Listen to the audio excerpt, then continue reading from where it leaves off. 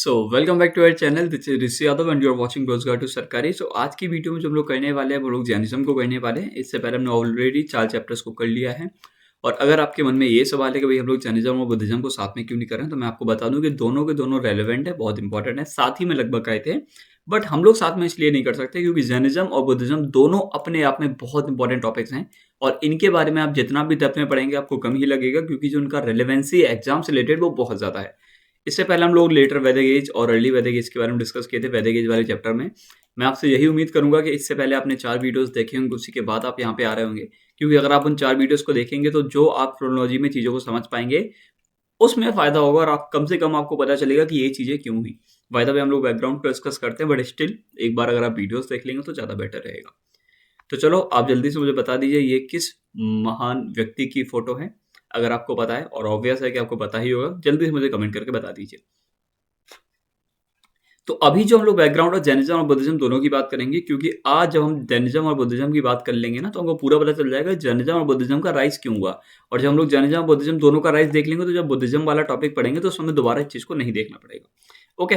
तो 6th century BC के time पे अगर आप नॉर्थ इंडिया की बात करो तो यहाँ पे भैया रिलीजियस, सोशल और इकोनॉमिक चेंजेस हमको देखने को मिले। सोशल चेंजेस बेसिकली ये होते थे कि जो सोसाइटी थी वो 4 वर्णों में बढ़ गई थी। रिलीजियस चेंजेस की बात ये करें तो भैया आप देखेंगे तो यज्ञ वगैरह हो रहे थे, और रिचुअलिस्टिक बहुत सारी सेक्रीफाइसेस करना पड़ते थे। इकोनॉमिक चेंजेस की बात करें तो भैया उस टाइम पे आयरन की डिस्कवरी हो गई थी, पेड़ जंगल कट रहे थे, सोसाइटीज आ रही थी। तो आप देखेंगे अर्बनाइजेशन हो रहा था, और अर्बनाइजेशन से बाद में जाकर हमको बहुत सारे महाजनपद भी देखने को मिलते हैं।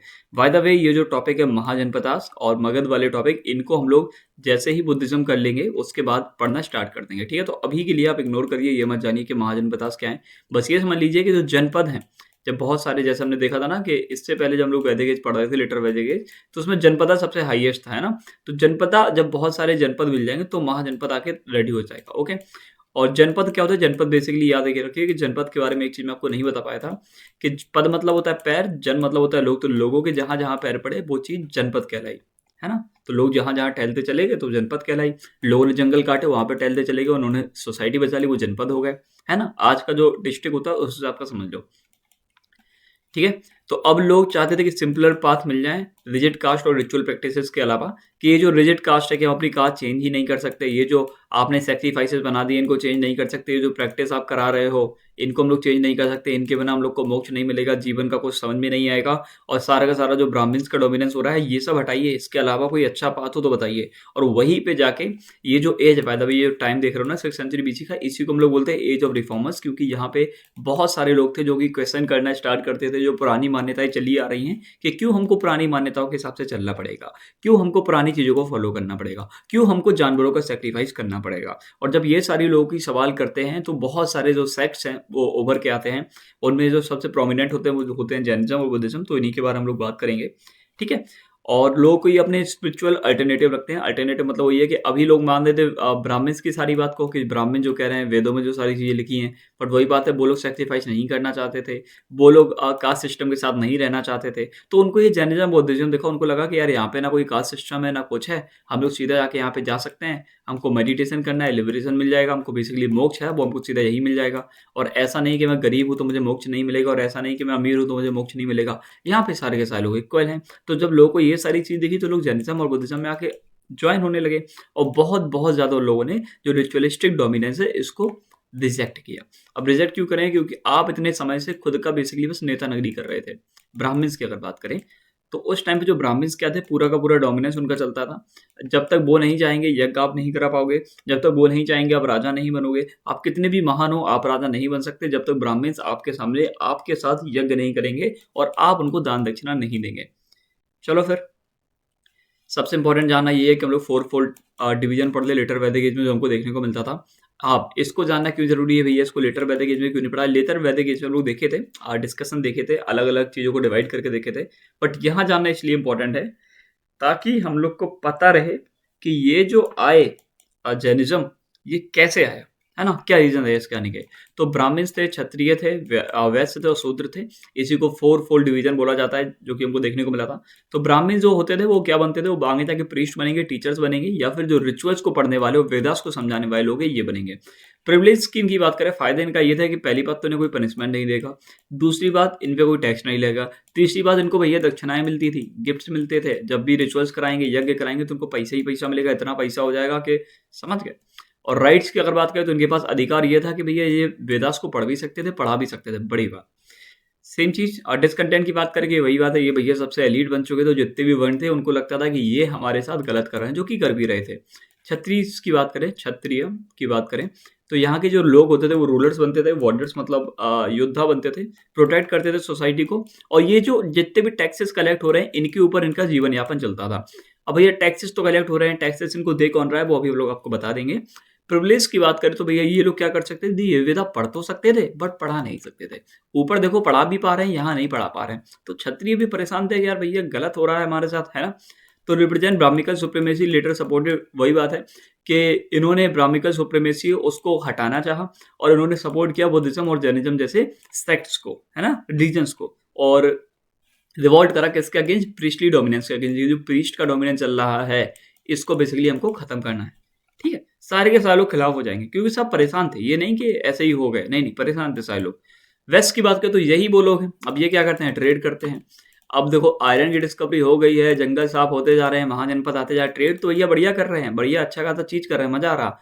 और ये जो सारा तो टैक्स भी आएगा, और टैक्स पूरा ये किसको दे रहा है? क्षत्रिय को। तो इनका जो टैक्स है जितना, और टैक्स थोड़ा मोड़ा नहीं, बहुत टैक्स लिया करते थे। टैक्स कौन ले रहा है? क्षत्रिय ले रहे हैं। अब क्षत्रिय टैक्स ले रहे हैं तो क्या कर रहे हैं? बढ़िया जीवन जी रहे हैं। बेस्ट परेशान है, वो कह रहे हैं कि पूरा का पूरा टैक्स हमारे क्षत्रिय ले जाते हैं, हम कितना भी कोशिश करें, है ना। और क्षत्रिय इस वजह से परेशान है कि हम चाहे पूरे दुनिया को बचाएं, चाहे पूरी दुनिया की प्रोटेक्शन करें, चाहे हम युद्ध जीत के आए, नेता नगरीय भाई लोग ही कर रहे हैं, है ना। कि ब्राह्मण्स जो हैं जब तक उनका डोमिनेंस चलता रहेगा हमारा कुछ काम नहीं होगा। क्षत्रिय भी परेशान थे, वैसे भी परेशान थे। और इनको क्या था कि भैया आप वेदा को पढ़ भी सकते हो, रीड भी कर सकते हो, ठीक है, आप वेदा को पढ़ भी सकते हो और रीड भी कर सकते हो। शूद्र की बात करें तो शूद्र का बेसिकली ये था कि ना तुम वेदास को पढ़ सकते हो, ना ही सुन सकते हो, और अगर आसपास देखे तो बेटा समझे रहना, ये बात अलग होती थी।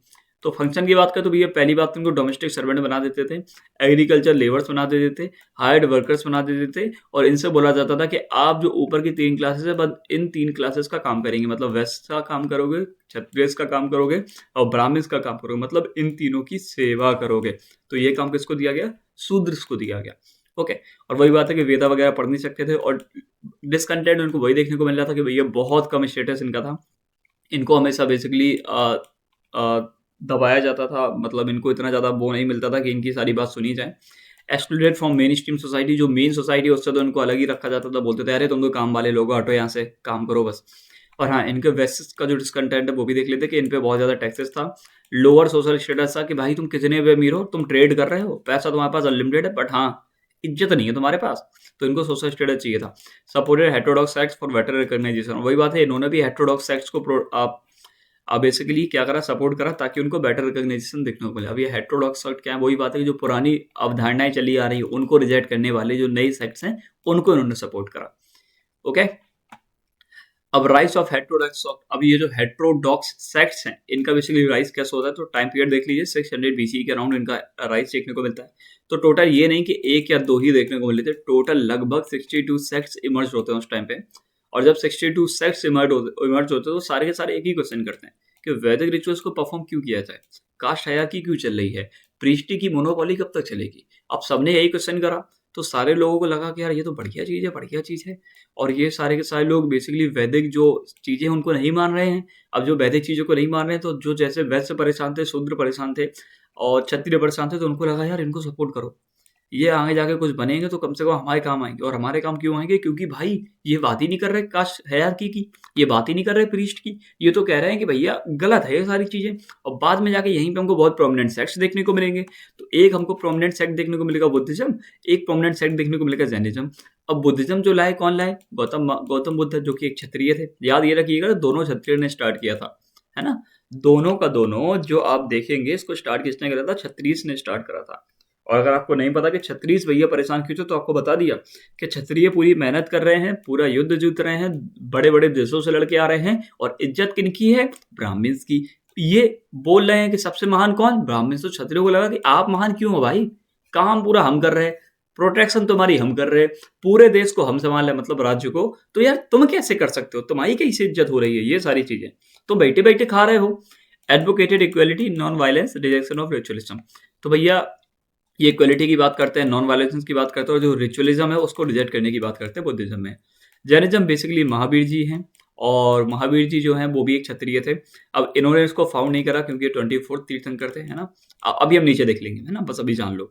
तो यही करते हैं एथिज्म, वही मतलब होता है कि आप साधु बन जाए, है ना, उसकी बात होती है। ट्रुथ मतलब सच होता है। नॉन वायलेंस मतलब कि जो भी अहिंसा वगैरह है उसको बेसिकली रिजेक्ट करते हैं। और जो कास्ट के बैरियर्स हैं, जैसे कि आपसे बोल दिया गया कि आप तो इस कास्ट के हो, आप इस सोसाइटी में नहीं आ सकते हो, तो उनको अलग कर देते हैं। बैरियर मतलब होते हैं कि आपके सामने जो बाधाएं लगा दी गई, मतलब ये जो कास्ट का आपके ऊपर जो, मतलब समझ गए ना, बैरियर नहीं जानते हो? बैरियर मतलब होता है यार, समझ जाओ, ठीक है। अब बता दो, अब हमको हम एकदम नहीं समझा पाएंगे, ठीक है। तो हेटेरोडॉक्स रिलीजन की बात करें तो बुद्धिज्म, जैनिज्म, बाद में जाके सिखिज्म देखने को मिलेगा। इन सबको नास्तिक बोला गया। अब नास्तिक मतलब ये नहीं कि जो भगवान पे भरोसा नहीं करता, अच्छे समझिए। नास्तिक मतलब वो जो कि वेदों पे भरोसा नहीं करता, समझ रहे हो। इन लोगों को नास्तिक इसलिए बोला गया क्योंकि इन्होंने वेदास को रिजेक्ट कर दिया। और जब मैंने दोबारा सर्च किया कि नास्तिक का मतलब तो ये होता है कि भगवान को रिजेक्ट करने वाला, तो लिख के आया कि नास्तिक वो होते हैं जो कि वेदों को रिजेक्ट कर देते हैं। अब नास्तिक अलग होता है, मैं तो ये पूरा नास्तिक का सर्च किया था, तब लिख के आया कि जो वेदों को रिजेक्ट कर देते हैं वो लोग कौन हो जाते हैं? नास्तिक हो जाते हैं। तो अगर मैं किसी को बोलता हूँ कि तुम नास्तिक हो, तो भगवान पे नहीं, वो वेदों पे भरोसा नहीं कर रहा। इतने महान थे क्या वेद? वेद इतने महान थे, तो फिर वेदों को रिजेक्ट ही क्यों किया लोगों ने? वेदों को लोगों ने रिजेक्ट करा, या फिर ब्राह्मण्स की डोमिनेंस को रिजेक्ट किया, या फिर ब्राह्मण्स की सुप्रीमेसी को रिजेक्ट करा? ये भी मुझे बता दीजिए। तो causes of the rise of Buddhism and Jainism, तो भैया बुद्धिज्म और जैनिज्म के राइज के कॉजेस क्या थे? ऊपर पढ़े थे, ऊपर हम लोग देखे, अभी देखे थे फोर फोल्ड सोसाइटी का पार्ट डिवीजन देखे थे। अभी हम लोग ये नहीं देखेंगे भैया कैसे बुद्धिज्म और जैनिज्म का जन्म हुआ, और हुआ तो हुआ ही क्यों। पहली बात तो सोशल कॉज, वर्ण सिस्टम बहुत रिजिड था, इसको चेंज नहीं कर सकते, तो जो बेटा जैसे पैदा होगा वो वैसे ही रहेगा। ब्राह्मण का बच्चा ब्राह्मण बनेगा, क्षत्रिय का बच्चा क्षत्रिय, शूद्र का बच्चा शूद्र, और वैश्य का बच्चा वैश्य बनेगा।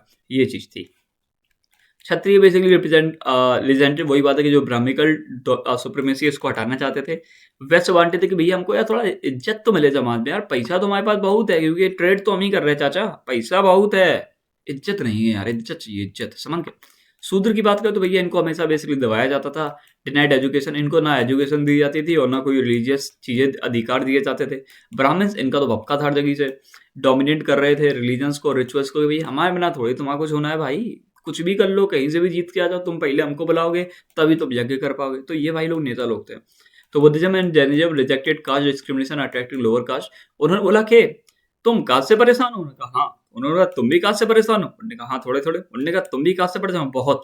उन्होंने कहा हम रिजेक्ट कर रहे हैं कास्ट डिस्क्रिमिनेशन को, जल्दी से आ जाएगा। तो सारे के सारे लोअर क्लास वाले लोग यहाँ पे आके बुद्धिज्म और जैनिज्म में अट्रैक्ट हो जाते हैं। रिलीजियस कॉजेस की बात करें तो कॉम्प्लेक्स वैदिक रिचुअल्स, कि वही बात है भैया, अलग अलग वैदिक रिचुअल्स करा रहे हैं, बहुत पैसा लगेगा, बहुत दिमाग लगाना पड़ेगा, बहुत सारे पंडितों को, सॉरी ब्राह्मण्स को बुलाना पड़ेगा, और कंट्रोल ये पूरा कौन कर रहे थे? ब्राह्मण्स कंट्रोल कर रहे थे, ठीक है। पंडित वो होते हैं जिनके पास ज्ञान होता है, और यहाँ पर हम लोग ब्राह्मण्स की बात कर रहे हैं, ठीक है। अब ब्राह्मण्स और पंडित अलग कैसे हैं, इनकी डेफिनेशन आप ही मुझे कमेंट में बता दीजिए। एनिमल सैक्रिफाइस, सबसे इंपॉर्टेंट ये है कि भैया ये लोग कहते हैं कि भैया जानवरों का तो आपको सैक्रिफाइस करना पड़ेगा, बट लोग नहीं करना चाह रहे थे। हाँ, क्योंकि लोगों ने अभी देखा कि भैया जो वोल्स और कैटल हैं ये हमें मदद कर रहे हैं प्लोइंग के लिए, अब जो हमारी मदद कर रहा है उसका हम सैक्रिफाइस सर कैसे करें, है ना। Farmer oppose killing of productive animal, कि जो फार्मर्स थे, जो किसान थे, उन्होंने बोला कि हम ये प्रोडक्टिव एनिमल्स को नहीं मारेंगे भाई। उन्होंने बोला नहीं नहीं, सैक्रिफाइस तो करना पड़ेगा भाई, वरना कैसे चलेगा। तो वो लोग परेशान हो गए, तो उन्होंने कहा रहन दो भाई, फिर हम तो कहीं और जा रहे हैं। तो ये लोग फिर कहाँ पे आ गए? बुद्धिज्म और जैनिज्म में, ठीक है। बुद्धिज्म और Jainism offered simple ethical teaching, कि बुद्धिज्म और जैनिज्म ने बोला कि यहाँ तो सिंपल है भाई, आ जाओ।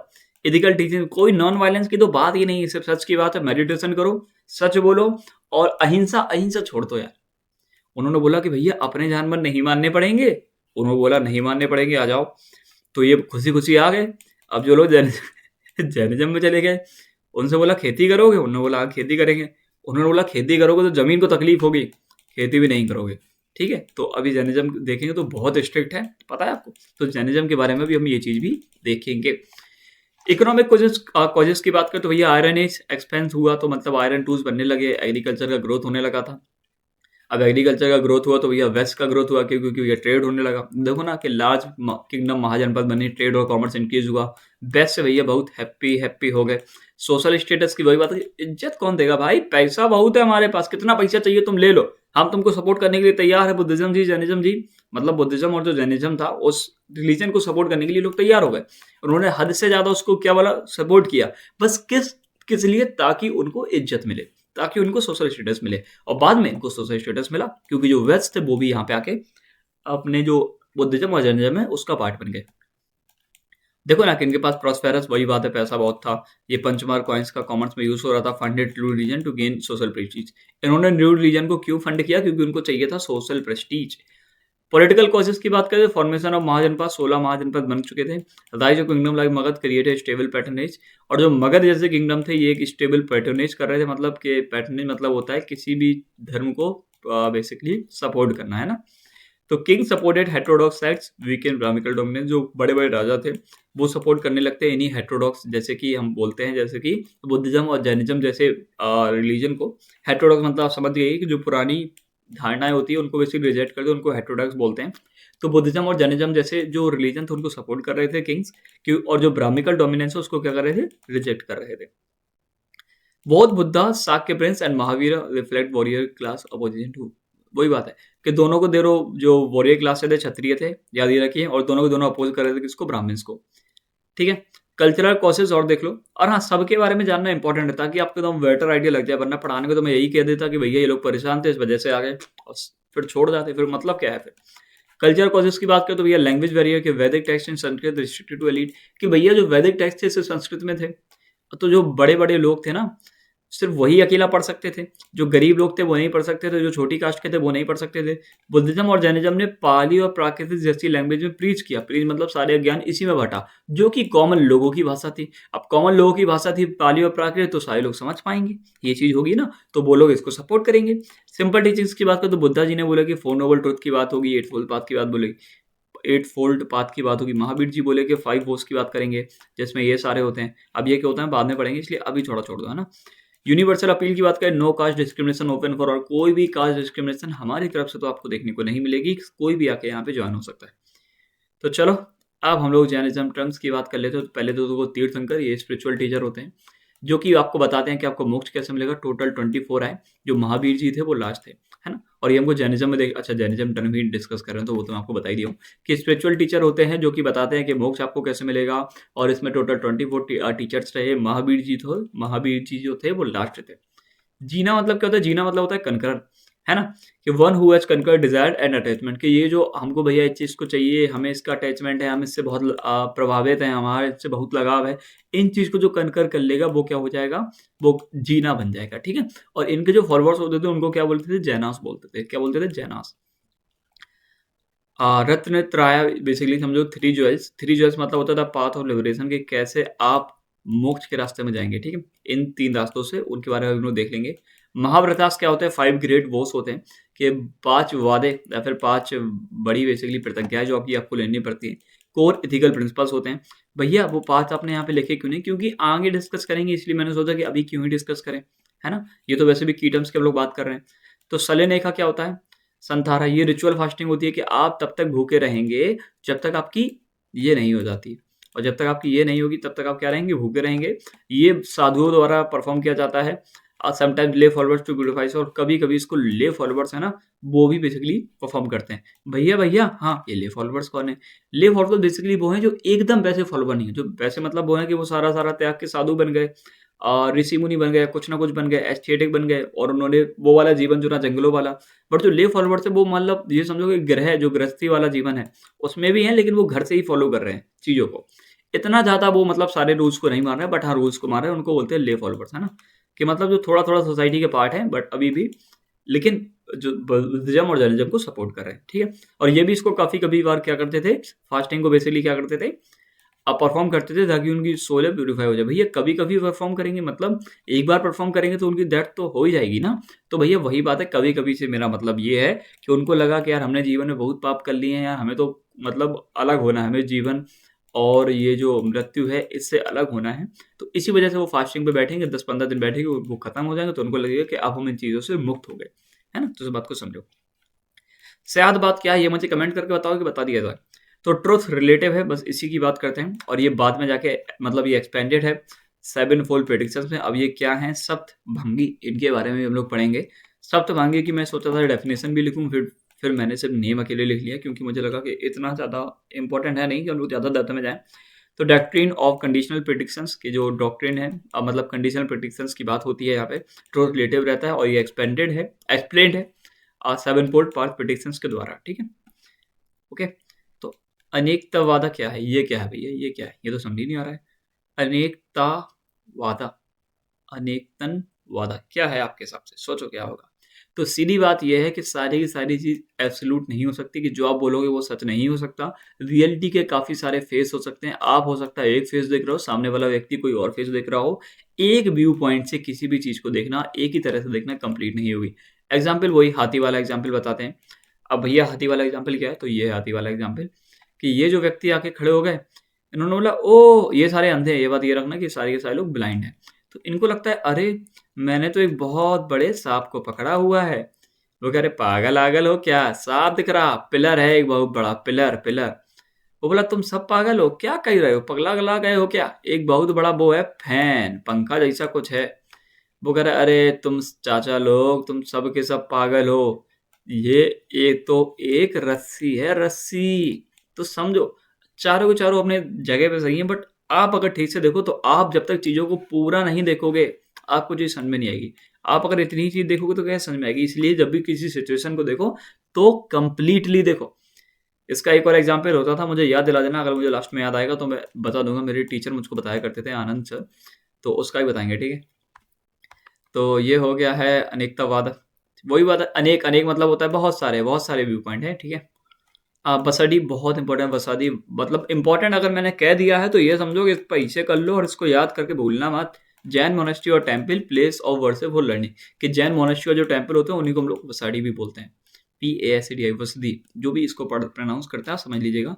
संघ क्या होते हैं, Jain religious community including Monks, nuns, layman and ले वोमेन।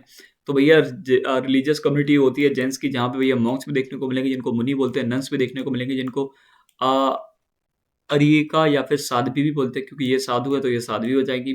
लेमैन वही बात है, इनको क्या बोलते हैं, सर्वक बोलते हैं, SHARVAK सर्वक। और ले वोमेन को क्या बोलते हैं, सर्विका, ठीक है। और ले वोमेन सर्विका यही लिखा है, मुनि अरिक के साध्वी ये लिखा है, देख लीजिए। निगोड इंपॉर्टेंट है। तो निगोड बेसिकली ये समझो कि सबसे छोटा जीवन अगर किसी का हो सकता है जिनके पास बस एक ही वो होता है, क्या बोलते हैं, सेंस। तो ये जो सबसे छोटा जीवन है जिनके पास एक ही सेंस है, उनको ही उनकी बेसिकली बात होती है, उनको बोलते हैं निगोड, ठीक है। हाईलाइटिंग जैनिज्म एक्सट्रीम एम्फेसाइजेस और नॉन वायलेंस की, जो नॉन वायलेंस की बेसिकली बात करता है कि जो छोटे से छोटा जीवन है उसको भी आप क्या करोगे, उसको आप ये नहीं करोगे, है ना, छोटा से छोटा भी जीवन, ठीक है। इन्फिनिटीसिमल्स लाइक फॉर्म्स कंस्ट्रक्टिव रिवॉन्ग, जो कि बार बार जन्म लेते हैं। तो ये बेसिकली वही बात है कि आप इन चीज़ों को परेशान नहीं करोगे, डिस्टर्ब नहीं करोगे, या फिर इनको खतरा नहीं पहुंचाओगे। इसी वजह से जैनिज्म का एक एक्सट्रीम एम्फेसाइज बन जाता है नॉन वायलेंस का, कि आप छोटी से छोटी चीज को भी परेशान नहीं करोगे। ये निगोड इंपॉर्टेंट है, याद रखना, इंपॉर्टेंट है, ठीक है। दिगंबर की बात करें तो स्काई क्लैड, और श्वेतांबर की बात करें तो व्हाइट क्लैड। भैया इनके बारे में बताइए, बाद में डिस्कस करेंगे, इस वजह से मैं आपको बता देता हूँ कि हम लोग इसको बाद में देखेंगे। सेक्ट बेसिकली क्या होता है, ये religious philosophical group with a large tradition की बात है। एक बहुत बड़ा रिलीजियस ग्रुप था, उसमें बहुत सारे अलग अलग ट्रेडिशन थे, बट उसी के अंदर जो उनके फॉलोअर्स थे उन्होंने सोचा कि यार हमारी धारणा कुछ अलग है, हमारी धारणा कुछ अलग है। वो डिस्टिंक्ट अपने जो प्रैक्टिस और बिलीफ्स है उनको बनाने लगते हैं और उन्हीं को फॉलो करने लगते हैं, उन्हीं को सेक्ट बोलते हैं। जो दिगंबर और श्वेतांबर ये सेक्ट है किसके अंदर, जैनिज्म के अंदर। A religious or philosophical group with a large tradition formed by followers who share distinct beliefs or practice। कि एक religious और philosophical group होता है जहाँ पे large tradition follow करे जाते हैं, है ना। और ये इसको कौन बनाते हैं, या तो followers बनाते हैं जो कि distinct belief और practice को शेयर करते हैं। जो followers होते हैं ना वो ही इन ग्रुप्स को बना लेते हैं, क्योंकि उनको लगता है कि यार हमारी जो चीजें वो अलग हैं, सामने वाला अलग कर रहा है ना, ये चीज होती है। अंगास की बात करें, पूर्वास की बात करें, चलो सबकी बात कर लेते हैं। अंगास बेसिकली कैनोनियल जैन स्क्रिप्चर हैं, कंपाइल्ड आफ्टर महावीर, ये 12th नंबर, ये टोटली ये जो महावीर जी के मृत्यु के बाद ये इनको लिखा गया, ये जैन के स्क्रिप्चर्स हैं। कैनोनियल बेसिकली मतलब होता है रूल्स ऑफ लॉ, है ना। तो ये जो जैनिज्म के जो रूल्स होते हैं उसके अकॉर्डिंग सारी चीजें लिखी गई हैं, और ये टोटल 12 हैं, है ना। पूर्वास की बात करें तो एंशिएंट जैन टेक्स्ट है, originally part of 12th angas. ये जो पूर्वास है ये किसका पार्ट है, ये जो 12th अंगास है, 12th अंगा उसका पार्ट है। और बात ये याद रखिए कि अब ये खो चुके हैं, माना जाता है कि अब ये खो चुके हैं पूर्वास। ओके, कल्प सूत्र की बात करें तो important Jain text authored by Bhadrabahu containing lives of tirthankars including Mahavir. Kalpa Sutra क्या है, कल्प सूत्र बेसिकली इंपॉर्टेंट जैन टेक्स्ट है जिसको किसने लिखा था, भद्रबाहु ने। और यहाँ पे हम लोग को तीर्थंकर्स की लाइफ देखने को मिलेगी, साथ में महावीर जी के बारे में भी देखने को मिलेगी। केवलन क्या है, या केवलन या केवल्य, कुछ भी आप पढ़ना चाहो, ये केवलन समझ लीजिए। तो केवलन बेसिकली वो है कि जिसने केवल्य को प्राप्त कर लिया है। केवल मतलब होता है परफेक्ट नॉलेज, जो परफेक्ट नॉलेज को प्राप्त कर लेगा वो केवलन्य बन जाएगा। Mahavir became kevalya at the age of 42, कि महावीर केवल्य बन जाते हैं, मतलब ये बन जाते हैं जो कि परफेक्ट नॉलेज को प्राप्त कर लेते हैं कब, 42 की उम्र में, ठीक है, 42 की एज में। प्राकृत क्या है, वही लैंग्वेज जिसको जैन स्क्रिप्चर्स और टीचिंग्स में डिलीवर किया गया है, वेल टू कॉमन पीपल। वही लैंग्वेज जिसमें जैन स्क्रिप्चर्स और टीचिंग्स को डिलीवर किया गया ताकि जो कॉमन पीपल है वो भी इसको समझ पाए। अनुव्रतास बहुत बहुत इंपॉर्टेंट, और गुणव्रतास, गुणव्रतास बहुत इंपॉर्टेंट है। अनुव्रतास जो छोटे छोटे मतलब जो वादे होते हैं, या फिर ये कहो कि छोटे छोटे जो हमने खुद से बोर कर रखे हैं ना, वो मतलब आते हैं ना कि ये भैया हम कह रहे हैं कि इस चीज़ को हम नहीं करेंगे। तो non violence, truth, non stealing, celibacy और लिमिटेड प्रोफेशन जैसी चीज़ हैं जो कि ले फॉलोअर्स लेते हैं, उनको बोलते हैं बेसिक वोस। वोस मतलब कि छोटी छोटी प्रतिज्ञा काइंड ऑफ समझ लो। लेकिन जो गुणव्रतास क्या होते हैं, गुणव्रतास क्या होते हैं, जो सप्लीमेंट्री वोस होते हैं, कि आपने तो जो बेसिक वोस लिए हैं वो तो ठीक ही है, बट हम लोग कुछ वोस और ऐड कर देते हैं, कुछ जो बेसिकली इसको थोड़ा और स्ट्रिक्ट बनाने के लिए, ताकि आप जो घूमना फिरना है वो कम कर दो, कंजप्शन सारी चीज़ों का कम कर दो, और जो हार्मफुल एक्टिविटीज है उन सबको कम कर दो। मतलब थोड़ा सा और ज़्यादा रिलीजियस हो जाओ, या फिर ये समझो कि थोड़ा सा और जैनिज्म की तरफ आ जाओ। इसी वजह से हम उसको क्या बोलते हैं कि इसमें हमने कुछ और एडिशनल प्रतिज्ञाओं को ऐड करा है। That standard the anuvratas by limiting travel, consumption and harmful activities, वही बात है, इन सबको कम कर देता है। अहिंसा की बात करें तो नॉन वायलेंस होता है, बिल्कुल नहीं समझाऊंगा अहिंसा क्या होती है, आपको पता ही होगा, ये प्रिंसिपल है जैनिज्म का। अहिंसा मतलब होती है नॉन वायलेंस, नॉन वायलेंस मतलब होता है कि हम किसी भी चीज़ को दुख, तकलीफ, पीड़ा, कष्ट नहीं देंगे, है ना। अहिंसा मतलब समझ गए ना। अपारिग्रह क्या होता है, अपारिग्रह होता है detachment from material possession, people and place. तो डिटैचमेंट क्या होता है कि जो मटेरियल पोजेशन है, जो भी चीज़ें मटेरियलिस्टिक है पूरी दुनिया, वो तो हर चीज़ है, घर हो गया, आपका लैपटॉप हो गया, आपका फ़ोन हो गया, तो इन सब से दूर हो जाओ, है ना। आप लोगों से जुड़े हो, आप जगह से जुड़े हो, आप पोजेशंस कर रहे हो मटेरियलिस्टिक चीज़ों का, तो इन सबको आप छोड़ दो, है ना। इसी को बोलते हैं अपारिग्रह। असत्य असत्य क्या होता है, तो ये बेसिकली होता है नॉन स्टीलिंग, कि हम लोग को चोरी नहीं करनी है, रिस्पेक्ट करनी है दूसरों की प्रॉपर्टी की। अब चोरी नहीं करोगे तो दूसरों की प्रॉपर्टी की तो रिस्पेक्ट करोगे, वही मतलब है। समय का दर्शन, समय जनन और समय चरित्र, नीचे पढ़ लें। अच्छा ये देख लो, समय दर्शन मतलब राइट फेथ, समय के जनन मतलब राइट नॉलेज, समय चरित्र मतलब राइट कंडक्ट। बस आप इतना ही देख लीजिए, बाकी इसको भी हम डेप्थ में नीचे पढ़ेंगे। गंधार्स क्या होता है, गांधार्स याद रखिए कि 11 चीफ डिसाइपल है महावीर के, महावीर जी के 11 शिष्य समझ लीजिए, जो कि सारे के सारे ब्राह्मण थे, मगध से थे, ठीक है। और इनमें से मतलब महावीर जी के जाने के बाद इन्हीं का बेसिकली काम था कि आप ही जैनिज्म को आगे बढ़ाइए। तो महावीर जी की डेथ से पहले ही काफ़ी सारे के सारे लोग चले जाते हैं, बट एक ही बचते हैं। मतलब महावीर जी के जाने से पहले इनमें से जो 11 है ना, उनमें से काफ़ी लोग चले जाते हैं, सिर्फ एक बचते हैं ये। अब इनके बारे में हम लोग नीचे देखेंगे, ठीक है। महा मत्स्य अभी के, अरे यार अभी मैं इसको इतना प्यारा पढ़ रहा था, महामस्तक अभिषेका, महामस्तक अभिषेका। तो ये बेसिकली ग्रैंड फेस्टिवल होता है जो हर 12 साल में आपको देखने को मिलेगा श्रवण बेलागोला में, कर्नाटका में, फॉर अनॉइंटिंग अ गोमितस्वर स्टैचू। जो गोमितस्वर स्टैचू है ना, इसके ऊपर बेसिकली दूध वगैरह डालते हैं। और ये जो स्टैचू है काफ़ी बड़ा है। ये जो स्टैचू है ये बाहुबली जी का है, ठीक है। ये सन है इनके ऋषभनाथ का। ऋषभनाथ कौन है, ये बेसिकली तीर्थंकर है। अब कौन से तीर्थंकर हैं, क्या है, इनके बारे में अभी हम नीचे स्टार्ट कर देंगे पढ़ना।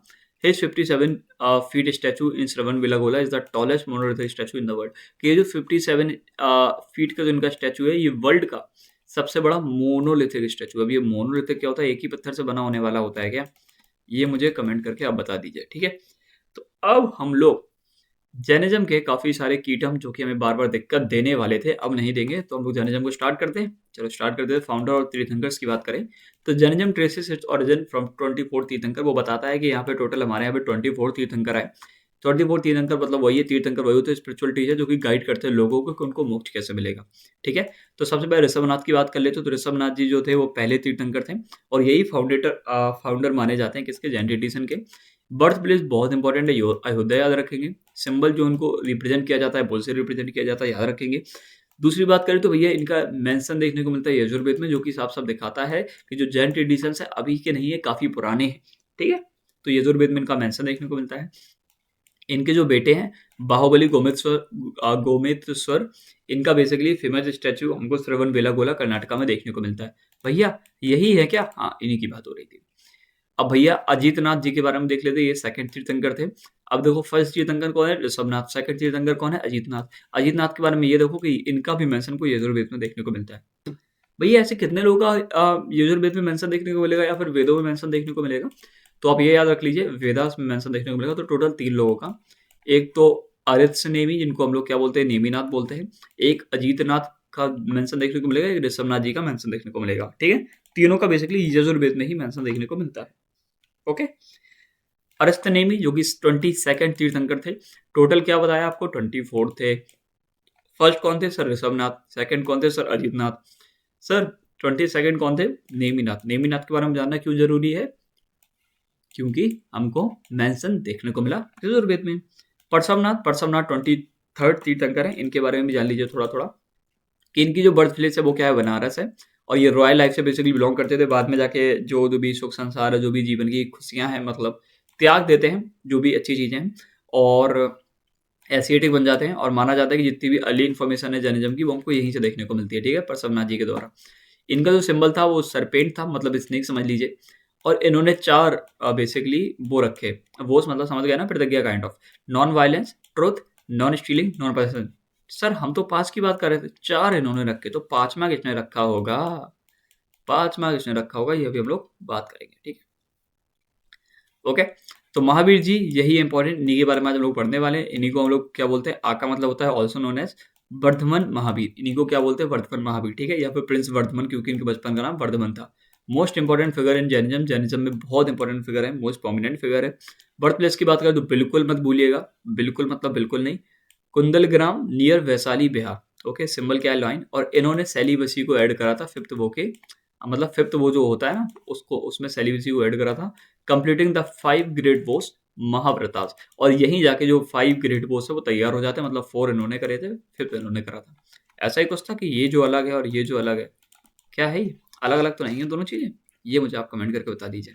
His teaching systematised Jainism into a major religious movement, और इनकी जो टीचिंग थी वो एक सिस्टमाइज्ड वे में थी, इसी वजह से जो जैनिज्म है वो एक मेजर रिलीजियस मूवमेंट बन जाता है। मोनेस्ट्रीज और वही बात है, मोनेस्ट्रीज और इंस्टीट्यूशंस के बारे में बस ये जान लीजिए कि जैन्स की जो मोनेस्ट्रीज होती हैं उनको लोग वर्सिटीज बोलते हैं। ठीक है? और जैनिज्म एक नॉन थिएस्टिक है, मतलब कि हाँ ये भगवान को नहीं मानता है बल्कि तीर्थंकर पे फोकस करता है, उन्हीं की वर्शिप करता है। ठीक है? Function as centre of learning, meditation and community life, कि भैया ये सेंटर लर्निंग, मेडिटेशन और कम्युनिटी लाइफ की बात करते हैं। ठीक है? ओके? कि सेंटर ऑफ लर्निंग की बात करते हैं, मेडिटेशन की बात करते हैं, कम्युनिटी लाइफ के हाँ साथ में रहेंगे बहुत सारी चीजें। अब हम लोग महावीर जी के बारे में पढ़ रहे हैं। भैया भैया ये महावीर जी के बारे में पढ़ तो ली, अरे इतने से भैया थोड़ी कुछ होता है, अभी तो पढ़ना स्टार्ट कर रहे हैं हम लोग। ठीक है? अभी तो स्टार्ट किया हम लोगों ने। तो महावीर जी हैं, उनके बारे में बहुत सारी चीज़ें जो कि हमको पढ़नी है। तो पहली बार तो जन्म कब हुआ? 540 BC, याद रखेंगे। डेथ कब हुई ये बता दीजिए, सॉरी मोक्ष लिख दीजिए, वो मत वर्ड मत बोलिए। ठीक है? तो वर्ड प्लेस की बात करें तो कुंदलग्राम जो कि नियर वैशाली डिस्ट्रिक्ट है बिहार में, याद रखेंगे, बिल्कुल मत भूलिएगा, बहुत इंपॉर्टेंट, बहुत इंपॉर्टेंट। क्लैन की बात करें तो क्षत्रिय बेसिकली थे और ये बिलोंग करते थे जनार्थिका क्लैन से, जो कि एक क्षत्रिय क्लैन है। और उनके जो फादर थे सिद्धार्थ जी, वो क्या थे? वो हेड थे जनार्थिका क्लैन के। अभी जो सिद्धार्थ है किसी का नेम भी ये बता दीजिए मुझे, आगे जाके आपको देखने को मिलेगा। जिनकी मदर थी वो त्रैसला थी, ये सिस्टर थी किसकी? चेतका की, जो कि चीफ थी लक्ष्मी। अब समझना, अच्छे से समझोगे, अच्छे से समझोगे, अच्छे से, कि ये जो महावीर जी थे ये तो जनार्थिका क्लैन के थे ही थे, बिलोंग करने वाले थे, तो आप समझोगे राजा टाइप के लोग थे। बट आप ये समझो कि अगर आपका मगध के राजा से संबंध हो जाए तो बड़ी बात हो जाएगी ना। तो मगध से भी इनका बेसिकली फैमिली रिलेशन था।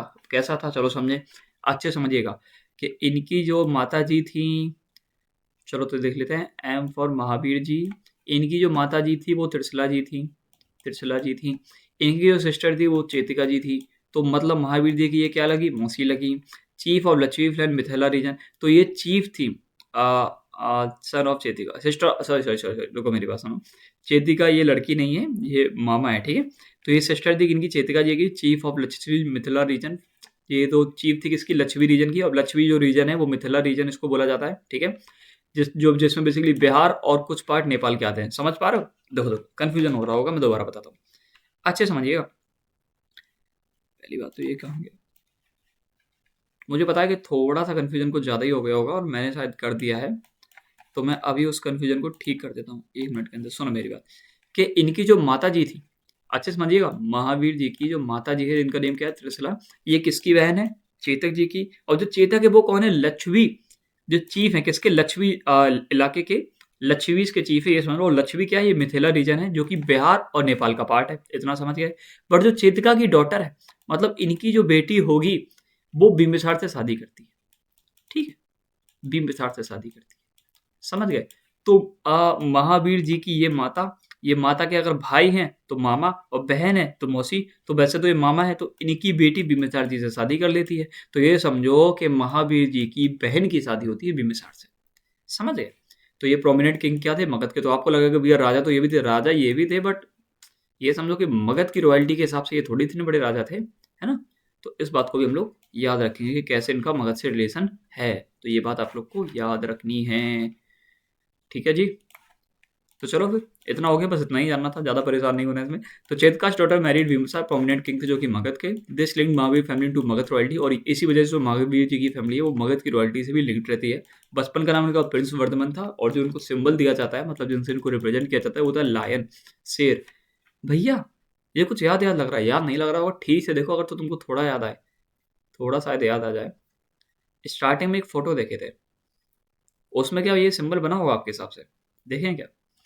क्या आपको यहाँ पे कोई लाइन दिख रहा है? क्या आपको कोई लाइन दिख रहा है? और अगर दिख रहा है तो अब मुझे बता दीजिए कौन है, ठीक है। बाय द वे पहले भी आपको पता होगा, बट स्टिल तो मैंने बता दिया है ना। चलो फिर और देख लेते हैं। वो तो क्लियर हो गया ना। अगर कोई आपसे पूछे कि भैया ये मगध से कैसे रिलेटेड है, तो बता दोगे ना। हाँ, तो कह देना कि इनकी मामा की लड़की, मतलब महावीर जी की बहन की शादी हुई थी किससे, बिंबिसार से। ओके। तो अर्ली लाइफ की बात करें तो भैया ये मैरिज कर शादी करते हैं यशोदा जी से, ठीक है। Had a daughter named Anuja Priyadarshini. तो ये जो अनुजा प्रियदर्शनी है, ये इनकी लड़की होती है जो कि शादी करती है जमाली से। भैया जमाली कौन है? जमाली इनके फर्स्ट डिसाइपल बनते हैं, मतलब इनके सन इन लॉ। तो इनके जो क्या होता है, दामाद होता है ना, हाँ, इनके जो दामाद जी होते हैं वो इनके क्या बन जाते हैं, वो इनके पहले डिसाइपल, मतलब वही कि हम आपके शिष्य बन जाते हैं, ठीक है, समझ गए। और ये प्रिंस की तरह रहते हैं 30 की उम्र तक, ठीक है, 30 की उम्र तक ये प्रिंस की तरह रहते हैं, फिर बाहर निकल जाते हैं। तो ये 510 BC में बाहर निकल जाते हैं और एक एशिएटिक बन जाते हैं, renouncing worldly life along with Makhali Ghosh. उस टाइम पे मखाली घोष भी इनके साथ निकलते हैं, 4-5 साल साथ भी रहते हैं। बाद में जाके दिक्कत ये होती है कि मखाली घोष जी क्या बोलते हैं कि भैया सब तो नियति है, सबकी सब नियति है, जो होना होगा होगा, आप किसी चीज को बदल ही नहीं सकते हो। तो 4-5 साल तो रहते हैं। बाद में जाके किसकी बात कर रहे हैं हम लोग, सॉरी माफ करिएगा, महावीर जी जो बोलते हैं वो इनसे बोलते हैं कि सब नियति नहीं है। आप अगर मेडिटेशन करोगे, सारी चीजें करोगे तो आप मोक्ष प्राप्त कर सकते हो। बोले नहीं नहीं नहीं कर सकते, सब यही है, सब यही है। तो इसी वजह से फिर इनके रास्ते अलग हो जाते हैं, इनके रास्ते अलग हो जाते हैं, ये कुछ और बना लेता है, और महावीर जी जो है वो यहीं पे रहते हैं अपने जैनिज्म में, ठीक है। तो ये उन्होंने बहुत सारे मेडिटेशन प्रैक्टिस करे, बहुत ही हार्ड वाले, फास्टिंग करी, पिनियंस करा फॉर 12 ईयर, मतलब 12 सालों तक काफ़ी दर्द तकलीफ सही, 510 से लेके 498 BC तक, जब तक इनकी उम्र 42 साल नहीं हो गई, ठीक है। और वही बात है कि वेयरफुट घूमा करते थे, नंगे पैर घूमा करते थे, enduring hardship, showing extreme self discipline. ये दिखाते थे कि हाँ भैया ये काफ़ी ज़्यादा डिसिप्लिन है। एलाइटमेंट की बात करें, केवल्य की बात करें, तो इनको ज्ञान की जो प्राप्ति होती है वो होती है 498 BC में, जब इनकी उम्र होती है 42, ठीक है। और ये जो प्लेस है वो क्या है, जिरी बिक्रम, अरे यार मैं क्या पढ़ता हूँ। तो मॉडर्न झारखंड है, ठीक है। किस रिवर के किनारे? तो जो रिवर है वो क्या है, रिजुपलिका, रिजुपलिका रिवर के किनारे आज के मॉडर्न झारखंड में। और जो जगह है वो क्या है, जिरी जिरम भी क्रगम, जिरिम विक्रम, ठीक है। तो ये जो जगह है इसको याद रखेंगे, ठीक है। सॉरी, माफ करिए इसके लिए मुझे। पेड़ की बात करें तो साल पेड़ के नीचे इनको माना जाता है कि केवल्य की प्राप्ति होती है। अटेंड केवल परफेक्ट और प्योर नॉलेज या फिर अल्टीमेट ट्रुथ। इसी को परफेक्ट नॉलेज बोलते हैं, इसी को प्योर नॉलेज बोलते हैं, या फिर इसी को अल्टीमेट ट्रुथ बोलते हैं, जो कि महावीर जी प्राप्त कर लेते हैं, ठीक है। और ये कौन बन जाते हैं? केवलन बन जाते हैं। याद करो, ऊपर बताया था कि जो केवल्य को प्राप्त कर लेगा वो केवलन बन जाएगा। One who possesses absolute knowledge, कि जिसके पास एब्सोल्यूट नॉलेज होगी वो केवल्य बन जाएगा। KEVALIN, ठीक है। टीचिंग्स और प्रोपगेशंस की बात करें तो भैया डिलीवर करते हैं अपना पहला जो सरमन डिलीवर करते हैं कब, कहाँ पे? पापा कहाँ पे? जो कुशीनगर में, यूपी में, याद रखेंगे। और इनके जो फॉलोअर्स हैं उनको क्या बोला गया? निर्ग्रंथीस बोला गया। और इन्हीं को जो फॉलोअर्स है बाद में जाके जैनास बोला गया। ऊपर देखे थे, those who have conquered all wants, के जो सारे के सारे जो रिश्ते नाते हैं उनको बेसिकली कनकर कर चुके हैं, उनसे परे उठ चुके हैं, उनको हमने क्या बोला? निर्ग्रंथीस बोला, ठीक है, निर्ग्रंथीस। और preach for 30 years after enlightenment, कि जब इनको ज्ञान की प्राप्ति होगी उसके बाद भी 30 साल तक इन्होंने प्रीच करा, हर जगह सारी चीज़ों को फैलाया, जैनिज्म को फैलाया, जैनिज्म की टीचिंग्स फैलाई। और इन्होंने 5 महावर्तास की बात करी, ठीक है। एक तो अहिंसा, एक सत्य, एक असत्य, एक अपारिग्रह, एक ब्रह्मचर्य। और इसी को महावीर जी ने ऐड करा था, ठीक है। अपारिग्रह वही बात है कि, अच्छा नीचे लिखा होगा इनके बारे में, डेप्थ में लिखा होगा इनके बारे में, लिखा होगा जहाँ तक मुझे याद है ना। अगर नहीं लिखा होगा तो अभी ऊपर आकर डिस्कस कर लेंगे, ठीक है। तो अभी कर लेते हैं। अहिंसा मतलब होता है नॉन वायलेंस, के किसी भी इंसान को दुख तकलीफ ना पहुंचाओ। ट्रुथ मतलब होता है कि हमेशा सच बोलो, ठीक है, ये चीज होती है। असत्य मतलब कभी चोरी ना करो, सबकी जो प्रॉपर्टी है उसका रिस्पेक्ट करो, ऊपर वैसे देखे हुए थे। अपारग्रह, किसी भी चीज से अपना पोजेशन ना जोड़ो, चाहे वो इंसान हो, चाहे वो जगह हो, चाहे वो कोई चीज हो। ब्रह्मचर्य, सेलिबेसी, की किसी भी तरीके के सेक्सुअल इंटरकोर्स या जो सेक्सुअल चीजें हैं उनसे रिलेट ना करो, ठीक है, उनसे दूर रहो। और इसको किसने ऐड किया था? महावीर जी ने, याद रखेंगे। जो ब्रह्मचर्य, जो सेलिबेसी वाला पार्ट है, किसने ऐड करा था? महावीर जी ने ऐड करा था। इनके बहुत सारे नेम्स भी हैं, जैसे इनको महावीर बोला जाता है क्योंकि ये ग्रेट हीरो, मतलब महावीर बोला जाता है इनको, ग्रेट हीरो जिसका मतलब होता है। इनको जितेंद्र बोला जाता है, इसका मतलब होता है जिन्होंने सारे के सारे सेंसेस पे बेसिकली क्या कर लिया है? काबू कर लिया है। इनको निर्ग्रंथ भी बोला जाता है क्योंकि इन्होंने सारे के सारे वर्ड्स को बेसिकली कर लिया है। इनको केवलन भी बोला जाता है क्योंकि इनके पास परफेक्ट नॉलेज है। इनको जीना भी बोला जाता है, और जीना मतलब क्या होता है? कनकरर, ठीक है। और फ्रॉम द जनरल, वही बात है कि जीना से जैना बाद में आके मिले, तो इनको जीना भी बोला जाता है, ठीक है। और मोक्ष की बात करें तो ये इनको जो मिलता है, कब मिलता है? 468 BC में मिलता है, जब इनकी एज कितनी हो जाती है? 72। भैया हाँ, 42 में इनको मिल गया था एनलाइटमेंट, उसके बाद 30 साल प्रीच करा। हाँ भैया, हाँ तो 72 हो गया। हाँ तो वही तो मैं कह रहा हूँ, तो मतलब समझ गया ना टाइम ने भैया। हाँ, घर से कब निकले थे? 30 की उम्र में। 12 साल किया गया, प्रीचिंग करा, 42 हो गए। अब भैया 30 साल इन्होंने फिर से अब काम करा तो 72 हो गए, ठीक है। टाइम पीरियड याद रखेंगे ना, 468। ये अभी मैंने एक जगह लास्ट में लिख दिया अच्छी जगह पे, ताकि आपको याद रहे, बार बार ऊपर जाके देखना ना पड़े। प्लेस क्या हो जाएगी? पावापुरी, जो कि आज के मॉडर्न राजगीर बिहार में देखने को मिलेगी। अटेंड मोक्ष लिबरेशन, और यहाँ पे इनको मोक्ष मिल जाता है। Pawapuri became a major Jain pilgrimage site, Pawapuri एक मेजर जैन पिलग्रिमेज साइट बन जाती है, ठीक है। और इसके बारे में एक चीज और देखेंगे, अभी बाद में ही देखेंगे, ठीक है, ओके। तो वही बात है कि लेगेसी इनकी काफ़ी लंबी चली, क्योंकि इन्होंने जो टीचिंग्स हैं इन पे काफ़ी लोगों ने बाद में जाके काम करा। Systematise Jainism into major religious tradition, इन्होंने आज जैनिज्म को एक सिस्टमाइज वे में रख दिया, मतलब सारी टीचिंग्स को एक जगह पे। His life marks the transition from वैदिक रिचुअलिज्म टू हेटेरोडॉक्स मूवमेंट, की जो वैदिक्स के जो रिचुअल्स चल रहे थे वहां से जाके जो लोग इंसान हेटेरोडॉक्स मूवमेंट्स में कैसे आने लगे 6th सेंचुरी BC में, उसकी बेसिकली बात करते हैं। इनके जीवन में आप लोग देखेंगे कि पहले तो वैदिक रिचुअलिज्म चल रहे थे जिनको बेसिकली पूरा ब्राह्मण्स करेंगे, कोई अपोज नहीं कर सकता था, बहुत सारी चीजें। अब हेटेरोडॉक्स मूवमेंट्स हो गए, कि मतलब ये है कि जो पुरानी अवधारणाएं उनको हटा दीजिए, जो नई चीजें उनको फॉलो करिए। तो ये जो हेटेरोडॉक्स मूवमेंट चलने लगे, तो ये इंपॉर्टेंट है, इसको भी याद रखेंगे। तो अब हम लोग बात कर रहे हैं जैनिज्म टीचिंग्स और प्रिंसिपल्स की। तो जैनिज्म के पहले हम देखेंगे रत्न त्राई की बात, जिनको 3 ज्वेल्स भी बोलते हैं। ये कोर प्रिंसिपल्स है जैनिज्म के, ठीक है। तो सामयिक दर्शन, सामयिक जनन, सामयिक चरित्र, कि आपके पास राइट फेथ होना चाहिए, राइट नॉलेज होनी चाहिए, राइट कंडक्ट होना चाहिए। क्या है भैया राइट फेथ? इसका बेसिकली मतलब होता है करेक्ट पार्टिसिपेशन इन और फेथ इन द ट्रुथ, के जो सत्य है उसी पर आपको मानना चाहिए। Believing in the teachings of tirthankars, specially Mahavir की जो भी तीर्थंकर्स लोगों ने भी टीचिंग्स दी उनकी टीचिंग्स पे भरोसा करना चाहिए, तभी तो माना जाएगा कि आपको फेथ है। और जो महावीर जी ने टीचिंग्स दी है उन सारी चीज़ों का भरोसा करना चाहिए, ठीक है। और जो रिचुअल्स है ना, जो फालतू के रिचुअल्स है उनको सीधा सीधा रिजेक्ट करो। Emphasise conviction in non violence, karma and eternal soul, इन चीज़ों पे काम करो, नॉन वायलेंस पे, कर्म पे, और एटर्नल सोल। एटर्नल सोल मतलब जो कभी नहीं खत्म होगी वो चीज़। Without rigid faith knowledge and conduct cannot be led to liberation, कि जब तक आप फेथ नहीं करोगे, भरोसा नहीं रखोगे, जब तक ये जो ज्ञान है और जो कंडक्ट है जिसको आप फॉलो करोगे, ये आपको मोक्ष की तरफ नहीं ले जाएगा। ठीक है, सम्यक जनन मतलब वही है, राइट नॉलेज की बात करते हैं कि यहाँ पे आपको सही ज्ञान होना चाहिए। ठीक है, तो सही सही ज्ञान ये है कि ये तीन चीजें आपको पता होनी चाहिए कि कोई भी भगवान एग्जिस्ट नहीं करते हैं, कोई भी भगवान एग्जिस्ट नहीं करते। जैनिज्म ऐसा मानते हैं कि कोई भी यूनिवर्स एटर्नल है, सेल्फ एक्सटेंडेड है, खुद से आया था, कोई भी भगवान एग्जिस्ट नहीं करते हैं। सोल जो जीवन जो सोल है, सोल मतलब आत्मन, ये हर एक इंसान में पाई जाती है, हर एक जीव जंतु में पाई जाती है, छोटे से छोटे इंसान में हर जगह आत्मा है, हर चीज की आत्मा है, हर चीज की। ठीक है, हर विंग्स के अंदर आत्मा है, humans, animal, plant, even microscopic life, और हर चीज के अंदर आत्मा है, तो किसी भी चीज को दुख तकलीफ ना पहुंचाओ। द वर्ल्ड इज अनक्रिएटेड, ये जो दुनिया है इसको कभी बनाया नहीं गया, ये हमेशा से एग्जिस्ट करती थी। गवर्नड बाय नेचुरल लॉ, जो नेचर है ना, नेचर, उसी नेचर के अकॉर्डिंग ये सारी चीजें चलती रही। ठीक है, the soul experiences are existed और गेन्स नॉलेज थ्रू अवेयरनेस, और जो सोल है ना, सोल जो हमारी आत्मा है, यही सारे के सारे क्या करती है, नॉलेज को गेन करती है, किससे, अवेयरनेस के द्वारा, है ना। जो आसपास चीजें घट रही हैं, उन चीजों से जो भी ज्ञान है वो किसके पास जाता है, सोल के पास आता है। सोल ही एक्सपीरियंस करती है चीजों का, कि भैया हम एग्जिस्ट कर रहे हैं, जिंदा है, कैसे पता चलेगा, क्योंकि आपकी सोल को पता है ना, इस बात को याद रखिएगा। Knowledge must be free from doubt, illusion and error, कि जो नॉलेज है वो एकदम सच होनी चाहिए, आपको ना कोई डाउट होना चाहिए, ना आप किसी डिल्यूजन में रहो, और ना ही आपको कोई गलत नॉलेज मिलनी चाहिए। समयक चरित्र की बात करें जिसको बोलते हैं राइट कंडक्ट, तो वही बात है कि 5 चीजों को फॉलो करिए, 5 ग्रेट वो महाव्रतास, जिनको भी ऊपर हम डिस्कस किए थे।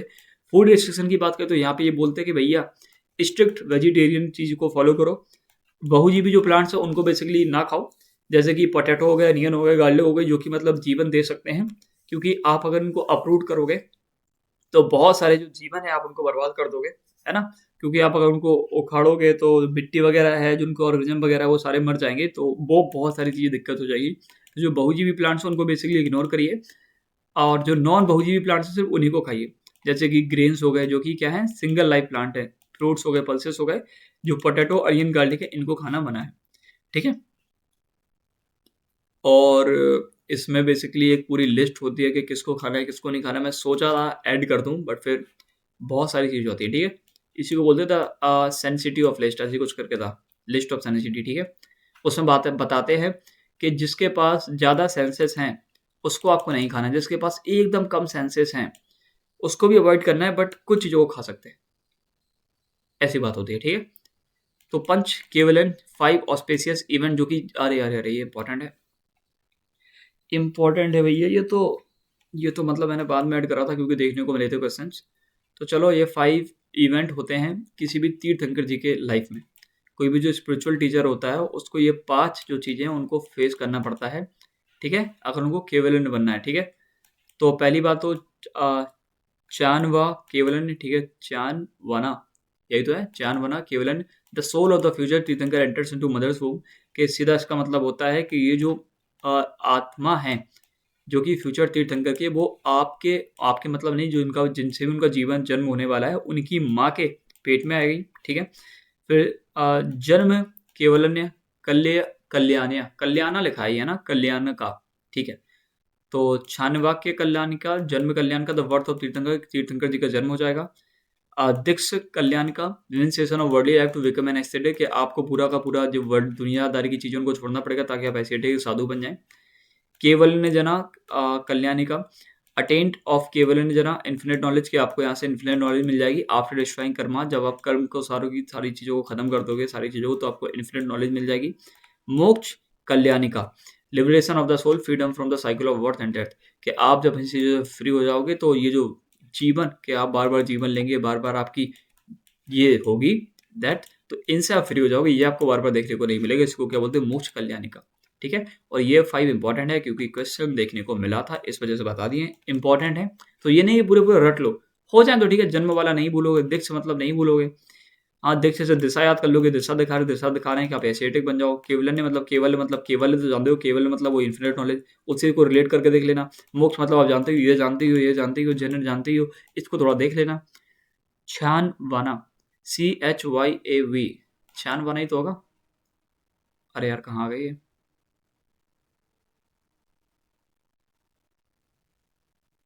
कहाँ आ गई है? अरे यार बुद्धिस्ट मॉनेस्ट्रीज पे आ गए, एक सेकंड रुकिए। क्या हो जाता है ये, एक सेकंड दीजिए मुझे, माफ़ करिए। हाँ, तो इम्पोर्टेंट, अच्छा जन स्ट्रक्चर, चलो ऊपर बात कर लेते हैं। तो अरे कितना सारी चीज़ें हैं, कितना पढ़ना है आज हमको, बहुत पढ़ना है भाई, तभी तो मैं बोल रहा था कि टाइम तो लगेगा भाई।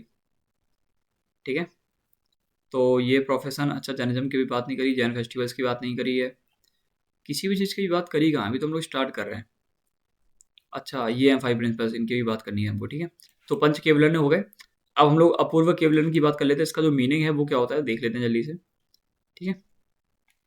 The word Apurva means unprecedented, never before extra, मतलब इससे पहले कोई कभी नहीं आया और ये एक्स्ट्राऑर्डिनरी चीज है, ठीक है। अपूर्व केवलन is the use to highlight that these 5 events of tirthankar lifes are not ordinary but unique cosmic milestone. ये जो अपूर्व कल्याणिका है, इसी में ये 5 चीजों को दिखाया जाता है जिनके ऊपर अभी हम डिस्कस कर रहे थे, ठीक है। ये साफ साफ दिखा देता है कि ये जो 5 इवेंट्स है जो हर तीर्थंकर की लाइफ में होते हैं, और ये ऑर्डिनरी नहीं है, ये कॉस्मिक माइलस्टोन है, ये बड़ी चीजें हैं, ये सबके जीवन में नहीं होती हैं, जो तीर्थंकर बनते हैं उन्हीं के जीवन में देखने को मिलती है, ठीक है। फॉर एग्जाम्पल व्हेन अ तीर्थंकर attains Kevalya Janana, it is considered Apurva Kalyanika because it is rare divine event that transforms spiritual destiny into countless soul। ठीक है, कि जो केवल जनन जब तीर्थंकर को प्राप्त हो जाता है उनको भैया अपूर्व कल्याणिका हम लोग बोलने लगते हैं, क्योंकि ये रेयर चीज़ है, बहुत डिवाइन चीज़ है, ऐसा नहीं कि बार बार होता है। और यहाँ से ये जो इवेंट है ट्रांसफॉर्म कर देता है spiritual destiny of countless souls में, ठीक है। ओके, ये वही इवेंट है जो कि काउंटलेस सोल्स है ना, उसकी डेस्टिनी को बेसिकली क्या कर देता है, ट्रांसफॉर्म कर देता है, कि अब आपको जीवन वगैरह बार बार नहीं लेना पड़ेगा। 5 प्रिंसिपल्स ऑफ लिविंग महाव्रतास, यही है वो 5 प्रिंसिपल, ऊपर 10-15 बार डिस्कस कर चुके हैं, ठीक है। तो देख लीजिए, these are the vows that guide Jain ethical conduct forming the foundation of samayik charitra. These 5 are called महाव्रतास, इन्हीं को महाव्रतास बोलते हैं। When a Jain monk practice, कि जब कोई जैन मॉन्क प्रैक्टिस करता है तो महाव्रतास बोलते हैं, उनको थोड़ा हार्श रहते हैं, थोड़े ज्यादा स्ट्रिक्ट रहते हैं।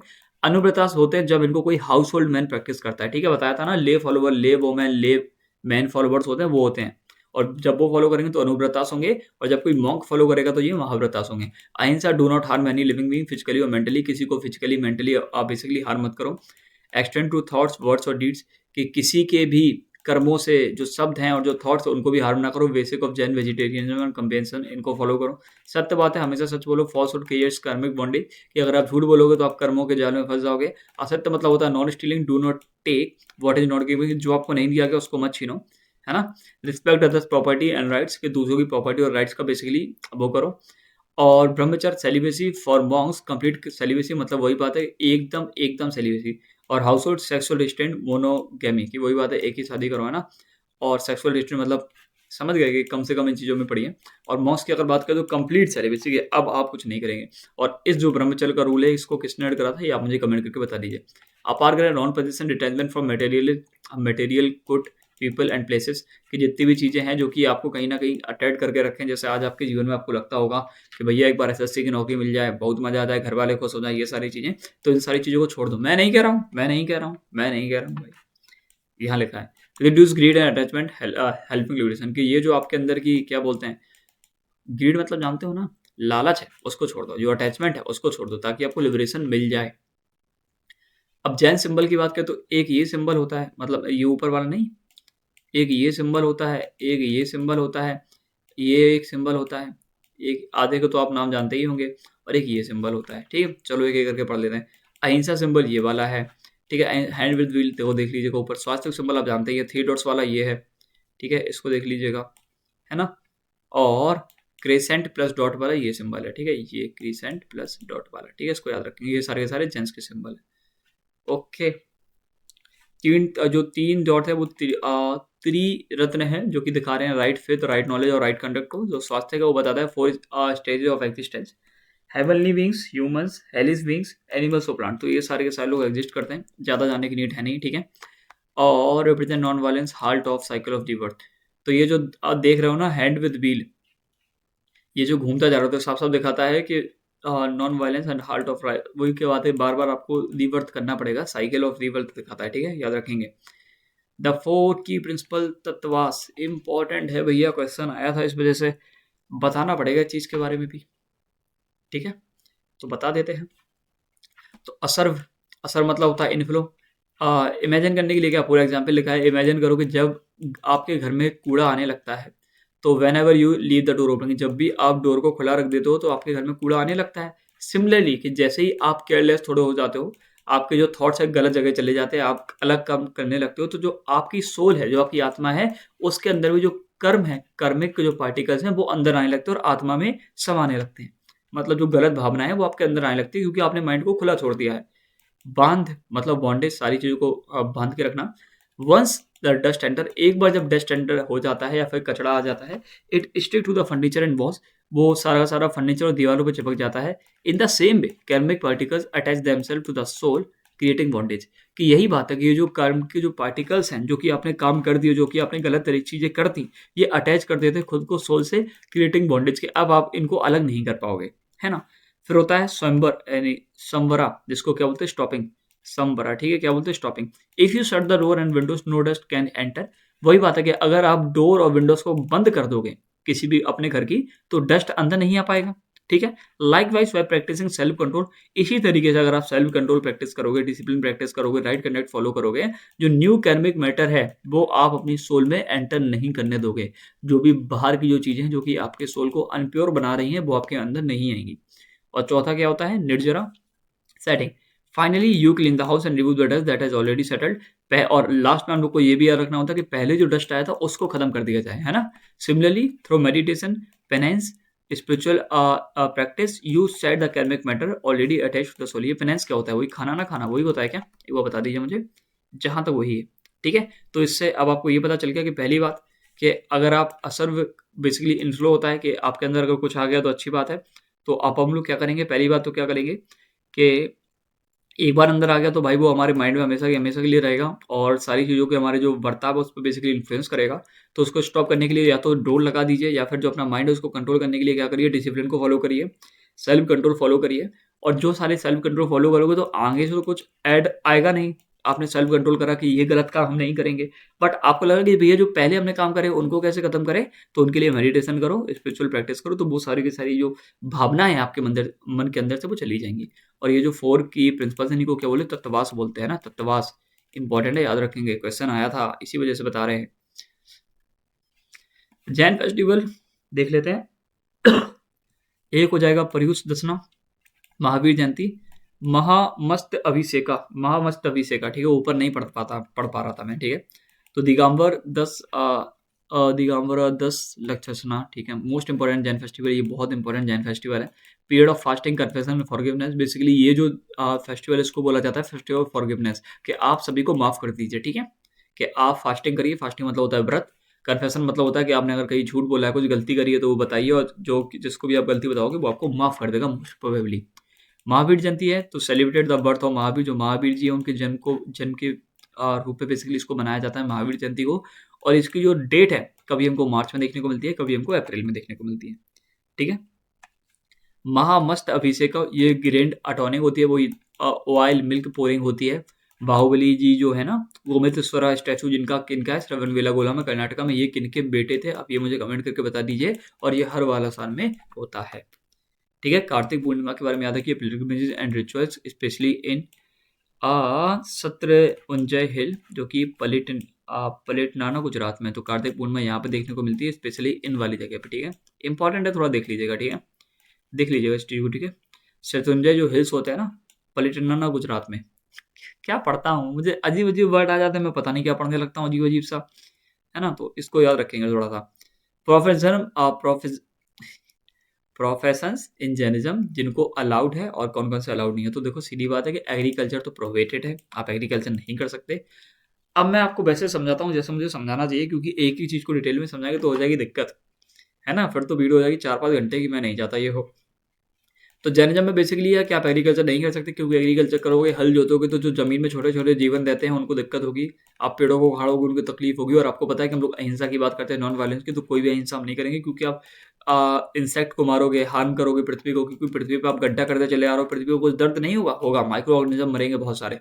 और नहीं मरेंगे तो जब आप खेती करोगे, तो जब आप कीड़ों को मारने के लिए चीजें करोगे ना, कीड़ों को मारने के लिए चीजें करोगे, तो आप क्या कर रहे हो, अहिंसा कर रहे हो, नॉन वायलेंस कर रहे हो। इसी वजह से एग्रीकल्चर प्रोहिबिटेड है, जो स्ट्रिक्ट फॉलोअर्स होते हैं वो चीज़ को नहीं करते हैं। तो भैया अलाउ क्या है, ट्रेड कॉमर्स कर लो, बैंकिंग फाइनेंस कर लो, आर्टिस्टशिप और क्राफ्ट्स कर लो, एडमिनिस्ट्रेशन और स्कॉलरशिप में चले जाओ, ठीक है, आर्टिसनशिप्स, ठीक है, देख लीजिएगा अपने हिसाब से। और ये सारे एग्जाम्पल लिखे, लैंडिंग पे किसी को पैसा उधार दे दो, money changing, financial management, jewellers, cloth merchants, metal workers, ठीक है। शायद बात होता है डॉक्टर ऑफ कंडीशनल प्रेडिक्शंस की, शायद, ठीक है, किसी के पर्सपेक्टिव से होता है ना, फ्रॉम अ सर्टेन पर्सपेक्टिव से, मे बी ऐसा भी हो सकता है, ठीक है। तो philosophy truth is relative explain through Anekantavada है, जो अनेकतावाद है ना कि आपको काफी तरह से चीजें देखने को मिलेगी। ऊपर देखे थे हाथी वाला एग्जाम्पल, तो वही है ये, ठीक है।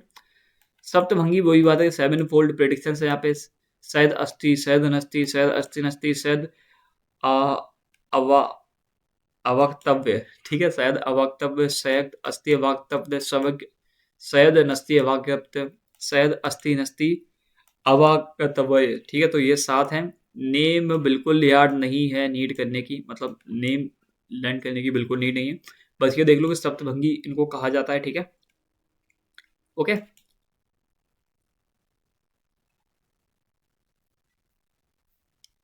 तो ये जैनिज्म के इंटेलेक्चुअल डेप्थ को दिखाता है और टॉलरेंस दिखाता है कि मल्टीपल व्यू पॉइंट के जो टॉलरेंस है उसको भी देखता है कि एक ही तरफ से सारी चीज़ों को नहीं देखता, बल्कि चारों तरफ से, या फिर ये कहो हर तरफ से जो चीज़ है उसको देखा जाता है। उसी के बाद कंक्लूजन पे पहुंचा जाता है कि मे बी ऐसा भी तो हो सकता है, मे बी वैसा भी तो हो सकता है। तो उन पर्सपेक्टिव से भी बात हुई जाती है, और उसको शायद बात को याद रखेंगे, बहुत इंपॉर्टेंट है, ठीक है। स्प्रेड ऑफ जैनिज्म, तो बेसिकली ये तो आपको पता ही होगा, जो महावीर जी है वो प्रीच करे थे किसमें, प्राकृत में, जिसको क्या बोलते हैं, अर्थ मगधी बोलते हैं। मगधी मतलब मगध से रिलेटेड कुछ है क्या, ये मुझे कमेंट करके बता दीजिए। The language of common people, ये किसकी लैंग्वेज है, कॉमन पीपल की लैंग्वेज है। This made Jain teaching accessible to masses unlike Sanskrit which are restricted to Brahmins. अभी जो प्राकृत है इसकी वजह से क्या होगा, ज़्यादा से ज़्यादा लोग इसके बारे में जान पाएंगे, क्योंकि जो संस्कृत थी वो तो सिर्फ ब्राह्मण अकेले जानते थे। तो प्राकृतिक लैंग्वेज को चूज करने का मतलब ही यही था कि ज़्यादा से ज़्यादा कॉमन लोगों के पास जा पाए। फॉर्मेशन ऑफ संघ, ये संघ बनाते हैं, महावीर ऑर्गेनाइज करते हैं फॉलोवर्स के लिए एक ऑर्डर, जिसको बोलते हैं संघ।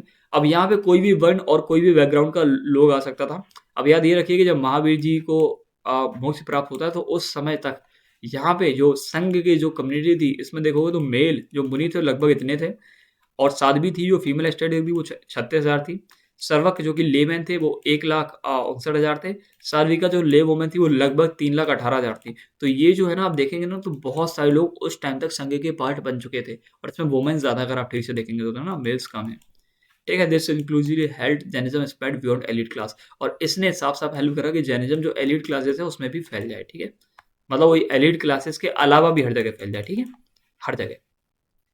गांधार्स बहुत इंपॉर्टेंट, याद रखेंगे, टोटल 11 गांधार्स हुए, चीफ डिसाइपल्स थे, ये ब्राह्मण्स थे सारे के सारे। मगध से किसके थे, महावीर के थे सारे के सारे। बेसिकली महावीर जी के 11 शिष्य थे, और बहुत इंपॉर्टेंट ये शिष्य थे, और यही थे जो कि सारे के सारे, पहली बात ये रखो कि जो 11 गांधर्व थे सारे के सारे ब्राह्मण थे, सारे के सारे मगध से आए हुए थे, और ये चीफ डिसाइपल थे किसके, महावीर जी के। देवर हेड ऑफ स्कूल, इन्हीं को हेड ऑफ स्कूल बोला जाता था, क्योंकि ये स्प्रेड करते थे टीचिंग्स अपनी, है ना, ओके। मतलब महावीर जी की टीचिंग्स को स्प्रेड करते थे। महावीर के जी के मोक्ष से पहले 10 लोगों ऑलरेडी जा चुके थे।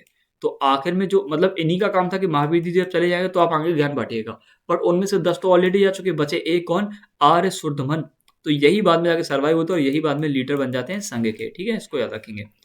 अब याद ये रखो कि आर्य सुधर्मन बन जाते हैं, तो इसके बाद क्या होगा, पहले आर्य सुधर्मन बन जाते हैं, ये कंटिन्यू करते हैं टीचिंग को, उसके बाद ये लाइन से लिखे, लाइन से लिखे, ये नहीं कि तुक्का है। आर्य सुधर्मन फिर कौन आते हैं, जम्बू, जो कि लास्ट केवलन होते हैं, मतलब इन्हीं को केवलन प्राप्त हो जाता है। केवलन क्या होता है वो आप मुझे कमेंट करके बता दीजिए। फिर आ जाते हैं प्रभावा, फिर आते हैं श्याम भवा, फिर आते हैं सामुत्य जय, ठीक दे देख लीजिए, समभूत्य जय, फिर आते हैं भद्रबाहु। इंपॉर्टेंट है, इंपॉर्टेंट, इसको याद रखिए, ठीक है। कैसे कर करके ये आते हैं, और फिर याद, एक सेकंड, ये भद्रबाहु अलग है, ठीक है, ठीक है, ये अलग है थोड़े से, यहाँ तक आते हैं, यहाँ तक, इसको याद रखिएगा। और एक कंटेम्प्रेरी थे किसके, धनानंद ऑफ मगध के। जो भद्रबाहु हैं ये एक फेमस जैन टीचर होते हैं, कंटेम्प्रेरी होते हैं किसके, चंद्रगुप्त मौर्य जी के। माइग्रेट करते हैं साउथ इंडिया विद फॉलोअर्स, अपने फॉलोअर्स को लेकर साउथ इंडिया चले जाते हैं। ये जो भद्रबाहु वाला पॉइंट है इसको थोड़ा याद रखिएगा, ये शायद सक्सेशन का पार्ट थे जहां तक मुझे याद है ना। इसको फिर भी मैं क्लियर कर दूंगा नोट्स पे, ठीक है। फायदा ये पार्ट थे, आप ये याद रखिए कि पार्ट थे, नहीं होंगे तो फिर मैं क्लियर कर दूंगा, वैसे थे, ठीक है, याद रखिए, ठीक है। तो चंद्रगुप्त मौर्य इनके अंडर में जैन monk बन जाते हैं श्रवण बेलागोला में, और वहीं पे जाके इन्होंने कल्प सूत्र भी लिखी, जो कि एक इंपॉर्टेंट जैन टेक्स्ट है, ठीक है। इन्होंने क्या लिखी, कल्प सूत्र भी लिखी, जो कि एक इंपॉर्टेंट जैन टेक्स्ट है, ठीक है। अच्छा, एक सेकंड मैं बता ही देता हूँ, देख के थोड़ा सा, एक सेकंड मुझे टाइम दीजिए, कि ये जो गंधर्व है, हाँ, तो वही मैं आपको बताया था कि जो गंधर्व हैं वो अलग है, यहाँ तक गंधर्व है, यहाँ तक। जो भद्रबाहु वो अलग जैन टीचर है, ठीक है। इसको मैं थोड़ा अलग कर दूंगा यार, वरना दिक्कत होगी आप लोग को कि ये सारे लाइन से सिर्फ यहाँ तक है, ठीक है, ये अलग है।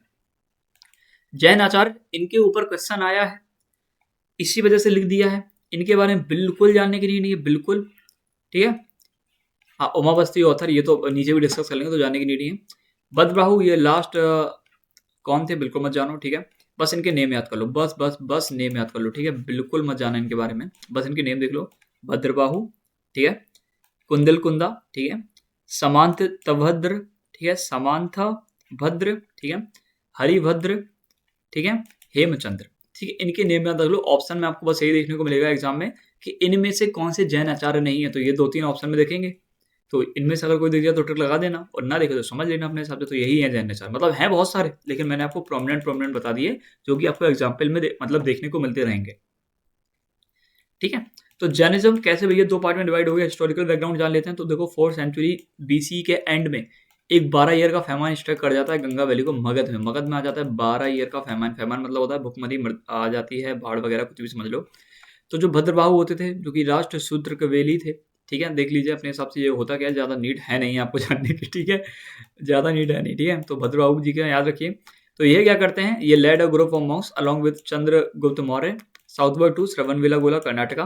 तो भद्रबाहु जी क्या करते हैं, ये कुछ ग्रुप्स होता है ना मॉन्क्स का, उनको लेके कहाँ चले जाते हैं, श्रवणबेलागोला कर्नाटका में चले जाते हैं चंद्रगुप्त मौर्य जी के साथ।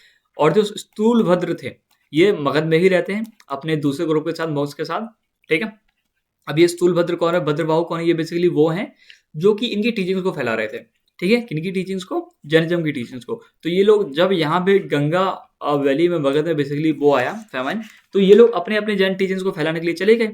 अब इन्होंने सोचा कि यहाँ तो भैया वो आया है, क्या बोलते हैं फैमाइन, तो हम ऐसा कर रहे हैं कि हम लोग श्रवणबेलागोला कर्नाटका में चले जाते हैं। भद्रबाहु जी चले गए, और जो स्थूलभद्र थे वो यहीं बने रहे मगध में अपने ग्रुप ऑफ मॉन्क्स के साथ। अब चंद्रगुप्त मौर्य क्या करते हैं, याद रखिए, एक्सेप्टेड जैनिज्म, ये एक्सेप्ट कर लेते हैं जैनिज्म को, एविडेटेड हिज थ्रोन, अपने थ्रोन को छोड़ देते हैं।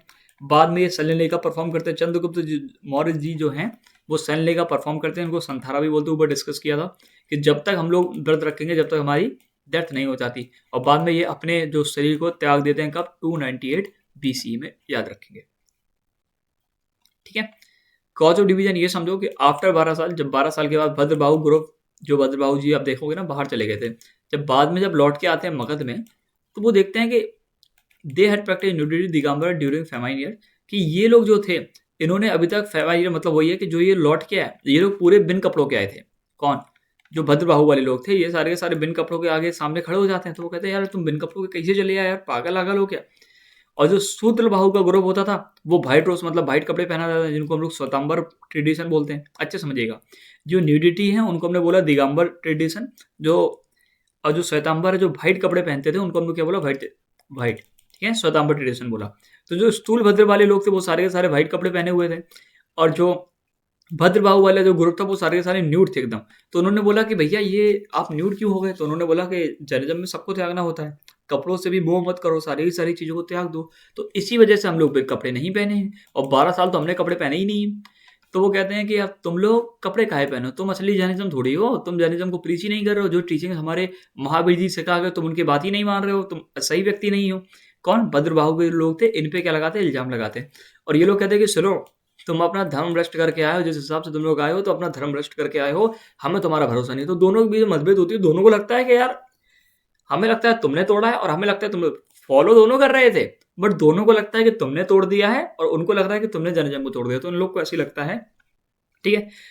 एक दूसरे को अक्यूज करते हैं कि भैया जो महावीर जी के ओरिजिनल पाथ से आप उससे भटक चुके हैं, ठीक है, टू रिजॉल्व डिफरेंसेस। अब वही बात है कि उन्होंने बोला कि जो रिस्पॉन्स जो हमारे बीच में जो चीज़ें हो रही हैं, इनको ऐसा करते हैं कि तुमने ज्ञान अर्जित किया, जितना ज्ञान हमने अर्जित किया, ऐसा करते हैं कि दोनों को एक जगह लिख लेते हैं। अब एक जगह लिख लेंगे तो आगे आने वाले जो लोग होंगे समझ पाएंगे, तो वो बोलते हैं ठीक है। तो बाद में यही होता है कि ये बताते हैं कि भैया चलो ठीक है हम लिख लेते हैं एक ही जगह पे, और उसी के लिए जैन काउंसिल्स होती हैं। जैनिज्म स्प्लिट इनटू 2 सेट्स, और यहीं पे जैनिज्म 2 सेट्स में स्प्लिट हो जाता है, ठीक है। अभी हो जाएगा, अभी तो हो गया है, मतलब वही बात है कि अभी तो आप देख पा रहे हो कि ये अलग है, ये अलग है, अभी आगे और होगा, ठीक है, एकदम कंप्लीट हो जाएगा। तो जैन काउंसिल्स के बारे में देख लेते हैं। फर्स्ट काउंसिल होती है पाटलिपुत्र 298 BC में। तो यहाँ पे बिंदुसार पैटर्न करते हैं, मतलब पैटर्न मतलब सपोर्ट करते हैं, जो कि मौर्यन रूलर थे, चंद्रगुप्त मौर्य के, मतलब चंद्रगुप्त जी के ये बेटे थे। इनके बारे में भी बाद में पढ़ेंगे मौर्यन एम्पायर में, ठीक है। और लोकेशन की बात करें तो पाटलिपुत्र मॉडर्न पटना में होती है। लीडर कौन होते हैं? स्थूलभद्र, ठीक है, याद रखेंगे। अटेंडेंस तो इसमें सिर्फ स्थूलभद्र के ही फॉलोवर हैं। भद्रबाहु के जितने भी लोग थे उन्हें बाइकआउट कर दिया। उन्होंने कहा पागल आगल हो क्या कि आप लोग फॉलो कर नहीं रहे हो, हम आपको यहाँ पे क्यों ज्ञान दें कि हम लोग क्या सीखें क्या नहीं सीखें। बट इन लोगों ने कर लिया। इन लोगों ने बोला आप आओ चाहे ना आओ, यहाँ पे ये जो सभा थी ये रुकी नहीं, ये जो काउंसिल थी ये रुकी नहीं। तो आउटकम क्या हुआ, इन्हें कंपाइल कर दिए जैन टीचर्स को, किसमें? 12 स्क्रिप्चर, जिसको अंगास बोले, कि उन्होंने 12 स्क्रिप्चर्स में, अंगास में बेसिकली क्या लिख दिए? 12 स्क्रिप्चर्स में इन्होंने, सॉरी 12 स्क्रिप्चर में जितनी भी जैन टीचिंग थी वो उन्होंने लिख दी। और जो 12th अंगा है उसमें टोटल आपको 14 पूर्वास देखने को मिलेंगे, ठीक है, ये एंशिएंट टेक्स्ट, ठीक है।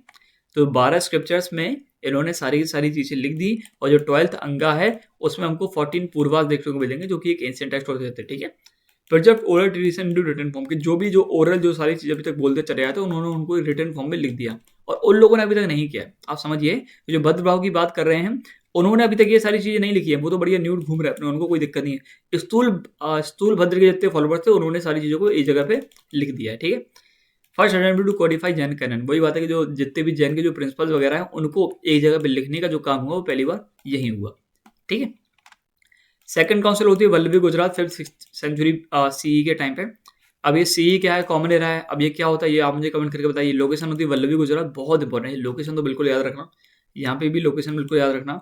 अटेंडेंस इसका याद रखना कि भद्रबाहु जो फॉलोवर्स थे उसको क्या करते थे, बाइकआउट करते थे, क्योंकि उनको लगता है कि आप लोग गलत कर रहे हो, ठीक है। आउटकम क्या होता है, फाइनल कंपाइलेशन ऑफ जैन, जो भी जैन स्क्रिप्चर्स उनका फाइनल कंपाइलेशन हो जाता है, ठीक है। कैनोनियल टेक्स्ट रिटन डाउन इन प्राकृतिक लैंग्वेज, वही बात है कि जो रूल्स रेगुलेशन थे वो सारे के सारे प्राकृतिक लैंग्वेज में लिख दिए जाते हैं ताकि कॉमन लोग भी समझ पाए। Formation of Shvetambara canon, white चैट सेक्ट, और यहाँ पे जो श्वेतांबर क्लैन है या फिर श्वेतांबर जो चैट है वो बन जाती है, ठीक है। व्हाइट चैट सेक्ट बोलते हैं या फिर श्वेतांबर सेक्ट जिसको बोलते हैं वो यहाँ पे बन जाता है, ठीक है। In short preservation of Jain literature marked a secondary division between Digambar and शूद्र, कि वही बात है कि जो जैन के जो लिटरेचर हैं उनको रखने के लिए बेसिकली ऐसा होता है, बाद में जाके ये समझ लो कि ये दिगंबर और श्वेतांबर से बेसिकली डिवाइड हो जाते हैं अपनी अपनी जो थिंकिंग्स है उनको लेके। और यहीं पे हमको 2 सेट्स देखने को मिलते हैं जैन के, एक होते हैं श्वेतांबर और एक होते हैं दिगंबर। अब देख लेते हैं श्वेतांबर कौन है। श्वेतांबर होते हैं व्हाइट शर्ट वाले, ठीक है। इनके जो फाउंडर और लीडर थे वो कौन थे, स्थूलभद्र थे। और रिलीजन की बात करें तो मगध और नॉर्थ इंडिया में रहे, आपको पता ही है। और ये क्या करते थे, व्हाइट रोज पहना करते थे, आपको पता है ना, जब फेमाइन आया तब ये नहीं लौटे थे, और नहीं लौटे थे तो नॉर्थ इंडिया में रहेंगे, नॉर्थ इंडिया में रहेंगे तो क्या करेंगे, कपड़े पहनेंगे, मतलब सफेद कपड़े पहना करते थे। बिलीव्स इनके देखो बहुत बहुत बहुत इंपॉर्टेंट है, याद ये रखो कि ये मानते थे कि जो औरतें हैं उनको मोक्ष नहीं मिल सकता, उनको मोक्ष नहीं मिल सकता। मॉन्क्स में पजेस मिनिमल बिलोंगिंग्स, जो मॉन्क्स हैं वो कुछ चीजें रख सकते हैं, आर्म्स, बोल्स, क्लॉथ्स, कपड़े रख सकते हैं। स्क्रिप्चर्स प्रिजर्व्ड इन प्राकृत, जो भी स्क्रिप्चर्स इनके थे प्राकृत में लिखे गए। Canon compiled in Vallabhi 5th century BC, 5th और 6th सेंचुरी बीसी में जो इन्होंने कैनन मतलब वही है ना रूल्स वगैरह उनको लिखा इन्होंने। अभी देखा था ना सेकंड ये इसकी बात करने इसमें है ना, सेकंड कॉन्सेप्ट में सारी की सारी ये लिख दी थी, ठीक है। टेम्पल की बात करें तो rich temple tradition, idols, cloth and decorated. यहाँ पे बहुत सारे टेम्पल ट्रेडिशन आपको देखने को मिलेंगे, क्योंकि जो आइडल्स हैं उनमें क्लॉथ्स और डेकोरेशन देखने को मिलेगी। सब सेट की बात करें तो इससे एक और सेक्ट निकलता है, ठीक है, ओके, ठीक है। इससे जो सेक्ट निकलता है, अब इसको मैं क्यों बता रहा हूँ, क्योंकि क्वेश्चन आया था। स्थान कवासिस, ठीक है, स्थान कवासिस, ये जो सेक्ट है इससे थोड़ा सा अलग निकलता है, ठीक है, इसको याद रखेंगे। सब सेक्ट इसका स्थान कवासिस, ये नॉन आइडोलिस्टेड है, जो भी है देख लेना। फोकसिंग और मेडिटेशन, एथिकल कंडक्ट रहता है, बस सीधी बात ये समझो कि एथिकल कंडक्ट की बात करता था, टेम्पल रिचुअल से फोकस नहीं करता था, ठीक है। ये लोग टेम्पल रिचुअल से फोकस कर रहे थे, बट इन्हीं का एक सब सेक्ट है जो कि फॉलो नहीं कर रहा था, बस, ठीक है। स्थान कवासिस देख लीजिएगा अपने हिसाब से। सेक्ट की स्ट्रेंथ की बात करें तो गुजरात और राजस्थान में फैला हुआ था। अब दिगंबर की बात करें स्काई क्लैड की, तो इनके जो फाउंडर थे वो भद्रबाहु थे। और रीजन की बात करें दक्कन और साउथ इंडिया जैसा जो रीजन है ना, कर्नाटका में जाके शिफ्ट हो गए थे, याद है ना, तो वहाँ पे जाके फैल गए थे। प्रैक्टिस की बात करें तो मॉन्क्स पूरे के पूरे न्यूड रहते थे। स्काई क्लैड वही सीधी बात है, कहते थे कि हम तो आसमान के नीचे हैं और आसमान के सामने तो सब के सब न्यूड हैं, तो ऐसा समझ लीजिए, टू सिम्बलाइज इनिशिएशन, दिखाने के लिए कि हम लोग सारी चीज़ को प्राप्त कर चुके हैं। बिलीव्स की बात करें तो बोमैन,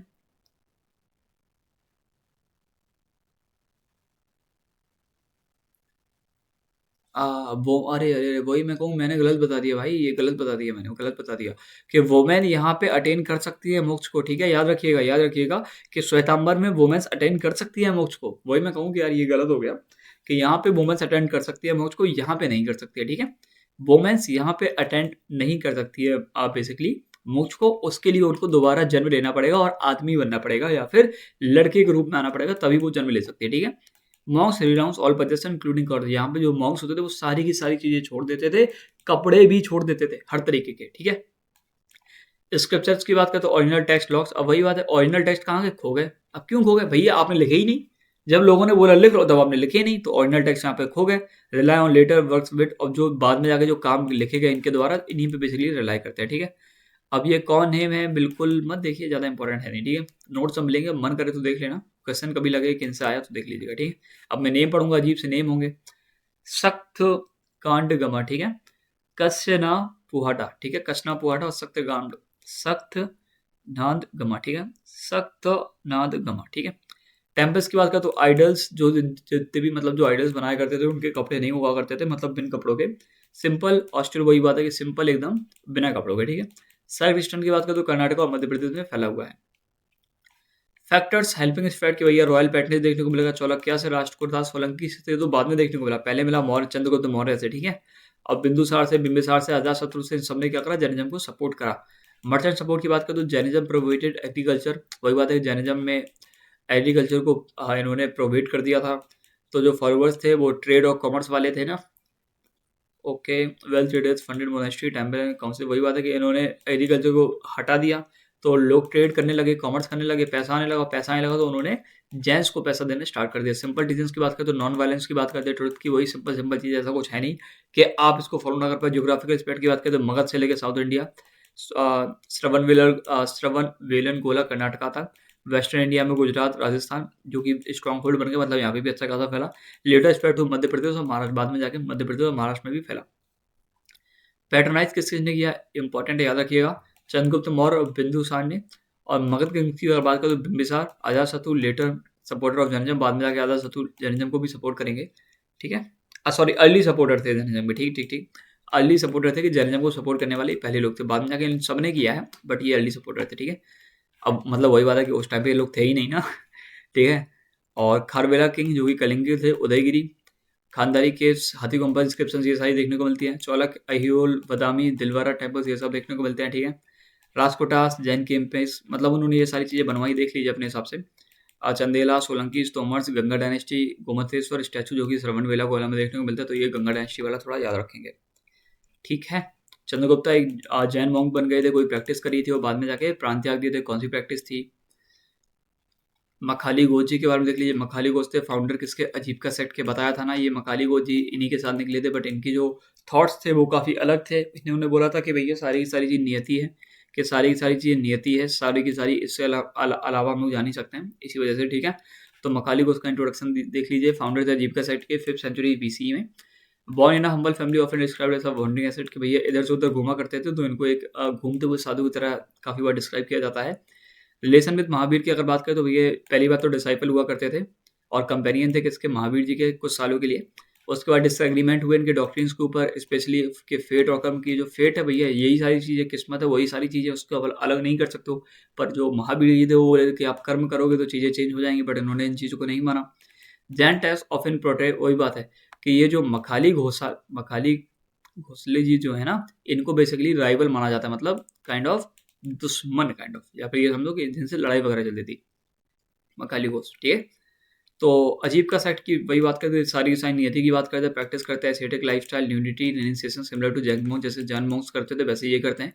पैटर्न्स की बात करें तो इनको मॉडर्न रूलर जैसे बिंदुसार वो थोड़ा सपोर्ट करते हैं। Emperor Ashoka was associated with अजीब का सेट बिफोर अडॉप्टिंग बुद्धिज्म, ये जो अशोका जी थे वो पहले अजीब का सेट के कम से कम एसोसिएट किया करते थे, मतलब उनसे थोड़ा इनका बातचीत वगैरह थी। जब उन्होंने बुद्धिज्म अडॉप्ट किया उससे पहले वो अजीब का सेट से थोड़ा सा एसोसिएट करते थे, कौन, अशोका जी, ठीक है, याद रखेंगे। डिक्लाइन की बात करें, flourish during the modern period, but decline, जब मॉडर्न पीरियड था उस टाइम पे तो बढ़िया अच्छा खासा चला, बट जैसे ही मॉडर्न पीरियड खड़ गया तो ये डिक्लाइन हो गया, ठीक है। It survived in south India until 14th century C, कि जो साउथ इंडिया में काफी सर्वाइव किया 14th सेंचुरी सी तक। फाउंडर देख लो भैया, अजीब कास्ट के थे मखाली को, जैनिज्म के थे महावीर जी, बुद्धिज्म के थे गौतम बुद्धा, ठीक है। कोर बिलीव के नियति जो भी होगा, इसमें कर्म और अहिंसा की बात होगी, इसमें मिडिल पाथ, अच्छा ये बाद में हम लोग देखेंगे बुद्धिज्म, तो अभी इसको हटा ही देते, ठीक है। एसिडिज्म, न्यूडिटी, वही बात है ना, साधु वाली बात है, और यही एसिडिज्म करिए, लेकिन वो उसको मानिए आप, इसमें भी अब अलग जाके सेक्ट बने तो वो अलग बात है, ठीक है। पेंडेंस की बात करें तो बिंदुसार और अशोका, चंद्रगुप्त मौर्य, ठीक है, इसको देख लीजिएगा। अदर हेटेरोडॉक्स सेक्ट, देखो सेक्ट तो बहुत सारे हैं। एक चारवाका फिलोसफी है, बहुत इंपॉर्टेंट है, कभी किसी दिन मन हुआ तो बहुत डेप्थ में पढ़ेंगे। और दूसरे टीचर जैसे पुराना कस्यपा हुए, अजीत किसमवाली हुए, फुकुट कच्चाना हुए, इनके बारे में भी देख लीजिएगा, ठीक है। एमोरिज्म ये बात करते हैं कि कोई भी रिवॉर्ड और पनिशमेंट नहीं होनी चाहिए कर्मों के लिए, है ना। तो इनके बारे में देखेंगे हम लोग कभी और, ठीक है, अभी नहीं, ठीक है, फिर बहुत ज़्यादा हो जाएगा। और जो चीज़ें लिखी है तो मतलब अभी हाईलाइटेड नहीं है, अगर ये इंपॉर्टेंट होगी तो मैं हाईलाइट कर दूंगा, बट यहाँ पे लिखी है नोट्स में, देख लीजिएगा। इंपॉर्टेंट बुक्स, भगवती सूत्र इंपॉर्टेंट है, और ये तत्रवर्थ दिघम सूत्र जो कि उस उमास्वती ने लिखी, बहुत इंपॉर्टेंट है, ठीक है, बहुत बहुत इंपॉर्टेंट है, ठीक है। The only Jain text in Sanskrit systemizing Jain philosophy in 10 chapter, ये अकेला जैन टेक्स्ट है संस्कृत में जिसमें सिस्टमाइज तरीके से 10 चैप्टर में पूरी की पूरी जैन फिलोसफी को समझाया गया, ठीक है। तो इसको याद रखेंगे, बहुत इंपॉर्टेंट है, और इन्होंने लिखी ये भी याद रखेंगे, ठीक है, क्वेश्चन आया था। और इंसाइक्लोपीडिया ऑफ जैनिज्म किसको बोलते हैं, अगर कोई पूछे तो वाग्वी सूत्र को बोलते हैं, ठीक है। इंसाइक्लोपीडिया प्राकृत महावीर डायलॉग, जिसमें महावीर जी के काफी डायलॉग मतलब इनकी बातचीत के बारे में लिखा हुआ है, ठीक है। भागवती सूत्र इंपॉर्टेंट है, याद रखेंगे। आगमा जो कि कैनोनिकल सूत्र है, वही बात है, collection of Jain scripture in Ardhamagadhi Prakrit forming religious foundation, याद रख लीजिएगा। कल्प सूत्र बहुत इंपॉर्टेंट है, भद्रभाव कल्प सूत्र बहुत बहुत इंपॉर्टेंट है, याद रखिएगा। बायोग्राफिकल टेस्ट है तीर्थंकर्स का, specially Mahavir Parshvanath reciting during Paryushana, ठीक है, जब ये रिसाइड करते हैं ना परस्याना, उस समय पीरियड का जो तीर्थंकर्स है ना, उनके बायोग्राफिकल टेक्स्ट लिखे हुए हैं, स्पेशली महावीर और पार्श्वनाथ जी के, ठीक है, ठीक है, बस ये देख लीजिए। ओके, ठीक है, ये देख लीजिए। अचरंगा सूत्र क्वेश्चन आया था, इसलिए कह रहा हूँ। Earlier Jain text describing Mahavir life and conduct के, महावीर जी के जो जन्म की सारी चीजें उनके बारे में यहाँ पे लिखा हुआ है, ठीक है। और कुछ जो वर्ड आपको बार बार देखने को मिलेंगे तो आप देख लीजिए, ऊपर हम लोग उनके बारे में डिस्कस कर चुके हैं, ठीक है। अगर आपको याद नहीं आ रहा तो एक बार देख लीजिएगा। और बाकी ये जो बुक्स हैं इनको भी आप देख सकते हो, है ना। बट याद करने का तरीका ये है, बिग टेक्स्ट आर की एंड स्ट्रांगली, जो बड़े बड़े जो कथाएं होती हैं वो काफ़ी इंपॉर्टेंट होती है और स्ट्रांगली डेप्थ होती हैं, तो ऐसे याद कर लो। Big text are keys and strongly, तो बी से भगवती सूत्र, टेक्स्ट से तथर्वा सूत्र, आर से आगमास, की से कल्प सूत्र, एंड से अचरंगा सूत्र बहुत इंपॉर्टेंट है, स्ट्रांगली से संवेगना सूत्र, ठीक है, डीप से और द्रया समग्रह। भाई साहब मैं बता दूंगा आपको कि इस चैप्टर को पढ़ते पढ़ते इतनी ज़्यादा मैंने चीज़ों को गलत पढ़ा होगा कि बस मुझे ही पता है, मतलब आपको भी पता है, आप तो देख ही रहे हो, तो उसके लिए मैं बहुत दिल से माफ़ी चाहूँगा, ठीक है, क्योंकि नेम ही अजीब है। मैं गलत नहीं पढ़ा हूँ, आप भी कोशिश करिए। क्या लिखा है, दरिया समग्र, दरिया समग्र, इसको किसने लिखा था, नेमी चंद्र जी ने, ठीक है। कंसाइज प्राकृतिक टेक्स्ट ऑन जैन मेटाफिजिक्स, जो 6% है ना जैन मेटाफिजिक्स की, उसकी बात करते भैया ये क्या है, नहीं जानना है यार, हर चीज़ नहीं जाननी है। तो चलो अब जल्दी से देख लेते हैं जैन आर्किटेक्चर के बारे में। तो ये है गोमितेश्वर बाहुबली जी का स्टैचू, जो कि श्रवणबेलागोला कर्नाटका में है। ये ऐसे देखते हैं स्टैचू की, जल्दी से मुझे लेंथ बता दीजिए, तो सॉरी हाइट। तो ये टॉलेस्ट मोनोलिथिक स्टैचू है जो कि 57 फीट के हैं। अब मुझे ये क्लियर नहीं होती एक चीज़, वो मुझे आप क्लियर करके बताएंगे, ठीक है, मुझे नहीं पता है, आप बताएंगे, ठीक है। Symbol of renunciation and non violence, वही बात है, ठीक है। पैटर्न किसने किया था, शकुंतला जो कि मिनिस्टर थे गंगा डायनेस्टी के, ठीक है। ऊपर देखे थे ना, गंगा डायनेस्टी ने किया था, ऊपर ही देखे थे अभी हाल, जब पैटर्नाइज वाली बात देख रहे थे हम लोग। कनेक्शन की बात करें तो Chandragupta Maurya spent last years here as Jain monk, Chandragupta ने अपने लास्ट का कुछ समय यहाँ पे जैन मॉन्क की तरह बिताया था इस जगह पे, ठीक है। तो एक तो स्टैचू देखने को मिलेगा, एक 108 फीट का शायद स्टैचू देखने को मिलता है, जहां तक मुझे याद है। अभी देखेंगे उसके बारे में भी, एग्जैक्ट मुझे याद नहीं है। हाथी गुम्फा इंस्क्रिप्शन इंपॉर्टेंट याद है कि rock cut inscription recording achievements of king Kharavela, जो किंग है ना, उनकी जो चीज़ें उनके बारे में यहाँ पे अचीवमेंट्स के बारे में लिखा हुआ है, ठीक है। खारवेला ऑफ कलिंग ने इनको बेसिकली पैटर्नाइज किया था, थोड़ा देख लीजिएगा। उदयगिरी और खादी और खंडारी केव जो कि उड़ीसा में, rock cut can be use for residence और meditation halls for Jain monks, ये मेडिटेशन हॉल्स यहाँ पे बेसिकली जैन मॉन्क्स करा करते थे, वो यहाँ पे मेडिटेट किया करते थे, तो इसको भी देख लीजिएगा। लो देख लो, ठीक लग रहा है, अच्छा ऊपर वाला भी देख लो, अच्छा लग रहा है, अच्छा देखो कितना यहाँ बैठ के बढ़िया सा क्या करो, मेडिटेशन करो, कितना अच्छा लगेगा, ठीक है। दिलवारा जैन टेम्पल जो कि माउंट आबू राजस्थान में है, ओके, ठीक है, जो कि कहाँ पे, माउंट आबू राजस्थान में, ठीक है, इसको भी याद रख लीजिएगा थोड़ा सा। ये है famous for external marble craving, वही बात है कि यहाँ पे मार्बल क्रेविंग काफ़ी अच्छी डिटेलिंग सीलिंग्स हैं। 5 टेम्पल्स डेडिकेटेड टू डिफरेंट तीर्थंकर, ये यहाँ पे 5 टेम्पल्स है जो कि अलग अलग तीर्थंकर को डेडिकेटेड है। पैटर्न की बात करें तो इसको इन लोगों ने बनवाया, देख लीजिएगा चाणक्य रूलर्स के अंदर। स्टैचू ऑफ अहिंसा मंगी सुंगी हिल्स, ठीक है, मंगी सुंगी हिल्स में महाराष्ट्र में है स्टैचू ऑफ अहिंसा, बहुत बहुत इंपॉर्टेंट है। ठीक है, ये 108 फीट का स्टैचू है ऋषभदेव जी का, known for statue of Ahimsa, is located in the Mangi सुंगी hills in Nashik district Maharashtra. It is the tallest Jain idol in the world. Tallest Jain idol है, मतलब ये मोनोलिथिक नहीं है, एक पत्थर के अकेले से नहीं बना है, ठीक है, बट यहाँ पे लिखा है कि एक पत्थर से अकेला बना हुआ है। तो यही मुझे आप, ये जो डाउट है मेरा, इसको आप क्लियर करेंगे कमेंट में, ठीक है। कहने को मैं इसको सर्च भी कर सकता था, बट मैं चाहता हूँ कि आप लोग मुझे जल्दी से बता दीजिए कि ये सबसे लंबा जैन स्ट्रक्चर है या फिर वो स्ट्रक्चर है, ठीक है। जैसे यहाँ पे लिखा है कि पूरे वर्ल्ड का सबसे बड़ा है, ठीक है, और सेम चीज़ यहाँ पे भी आपको देखने को मिलेगी, या फिर मैंने कुछ चीज़ गलत लिख दी, वो भी आप मुझे बताएंगे, ठीक है। टॉलेस्ट मोनोलिथिक स्टैचू, तो ये इंडिया के मुझे लगता है पर्सपेक्टिव से है क्या? इंडिया के पर्सपेक्टिव से होगा तब भी नहीं होगा, क्योंकि इंडिया में तो ये भी है ना। तो मुझे अब ये आप कमेंट करके बताएंगे, ठीक है। मोनोलिथिक और ये जो सिंगल रॉक है, ये अलग अलग होती है क्या? ये आप मुझे बताइए, ठीक है। प्लेस की बात करें तो मुंगसी उंगसी हिल्स देख चुके थे। एल्टीट्यूड बिल्कुल जानने के लिए नहीं है भाई, ये क्या है ये ज़्यादा डेप्थ हो गई, ये बिल्कुल जानने के लिए नहीं है। हाइट 108 फीट याद रखो। डीएटी ऋषभ बस फर्स्ट तीर्थंकर थे जैनिज्म को, ये भी याद रखो। वही बात है, फरवरी 2026 में इनऑर्गेटेड होता है, इनऑर्गेटेड होता है, मतलब इसकी बेसिकली इसको दिखाया जाता है पहली बार, ठीक है। और आफ्टर 14 इसमें टोटल 14 साल का काम होता है, ठीक है। इनको जैन एस्थेटिक्स ज्ञानमती माताजी है ना, उनका इनिशिएटिव था, बस देख लो, ज़्यादा जाना नहीं है। अदर इम्पोर्टेंट है इलोरा, अजंता केव्स, ये बहुत इंपॉर्टेंट है भाई, ये देख रहे हो ना, ये सामेद सिकरजी जो कि झारखंड में बहुत बहुत इंपॉर्टेंट साइट है। इतना इंपॉर्टेंट कि इसको याद रखिएगा, ये स्क्रेड वही होता है ना, थोड़ा सा रिलीजियस चीज़ें मानी जाती बेसिकली जैनिज्म में, क्योंकि यहाँ पे 20 तीर्थंकर ने लिबरेशन प्राप्त किया था। जो 24 में से जो 20 तीर्थंकर थे, माना जाता है कि उनमें से सबके मतलब 24 में से 20 लोगों ने यहीं पे मोक्ष को प्राप्त किया था, ठीक है। तो ये बहुत मेजर साइट हो जाएगी, ठीक है, बहुत ज़्यादा, तो इसको तो याद ही रख लेना। बाकी पलिटाना टेम्पल्स गुजरात, यहाँ पे 800 ज़्यादा मंदिर बने हुए हैं, ठीक है, ठीक है, याद रखेंगे। खत्म हो गया चैप्टर सर, चैप्टर हो गया खत्म, ठीक है। अब मैं एक सेकंड का थोड़ा रेस्ट ले लेता हूँ। तो चलो भाई, 1 घंटे की लगभग वीडियो हो गई है, 1.5 घंटे की हो जाएगी, ये तो हम भी समझ रहे हैं, आप भी समझ रहे हो गए। तो चलो कुछ चीज़ें बता देते हैं। तो ये जो है यही सबसे लंबा स्टैचू, इसको याद रखेंगे। और ये जो हाइट है 108 फीट, 121 फीट कर लो इसको, अच्छा 108 फीट 33 मीटर्स, ओके। हाँ, पेडेस्टल्स की अगर बात करें तो टोटल 121 फीट है, तो आप 121 फीट याद रखेंगे, ठीक है। ऊपर से जो मोनोलिथिक है, जो ऊपर वाला हम लोग बात कर रहे थे ना, सबसे बड़ा यही है, इसी को याद रखिएगा।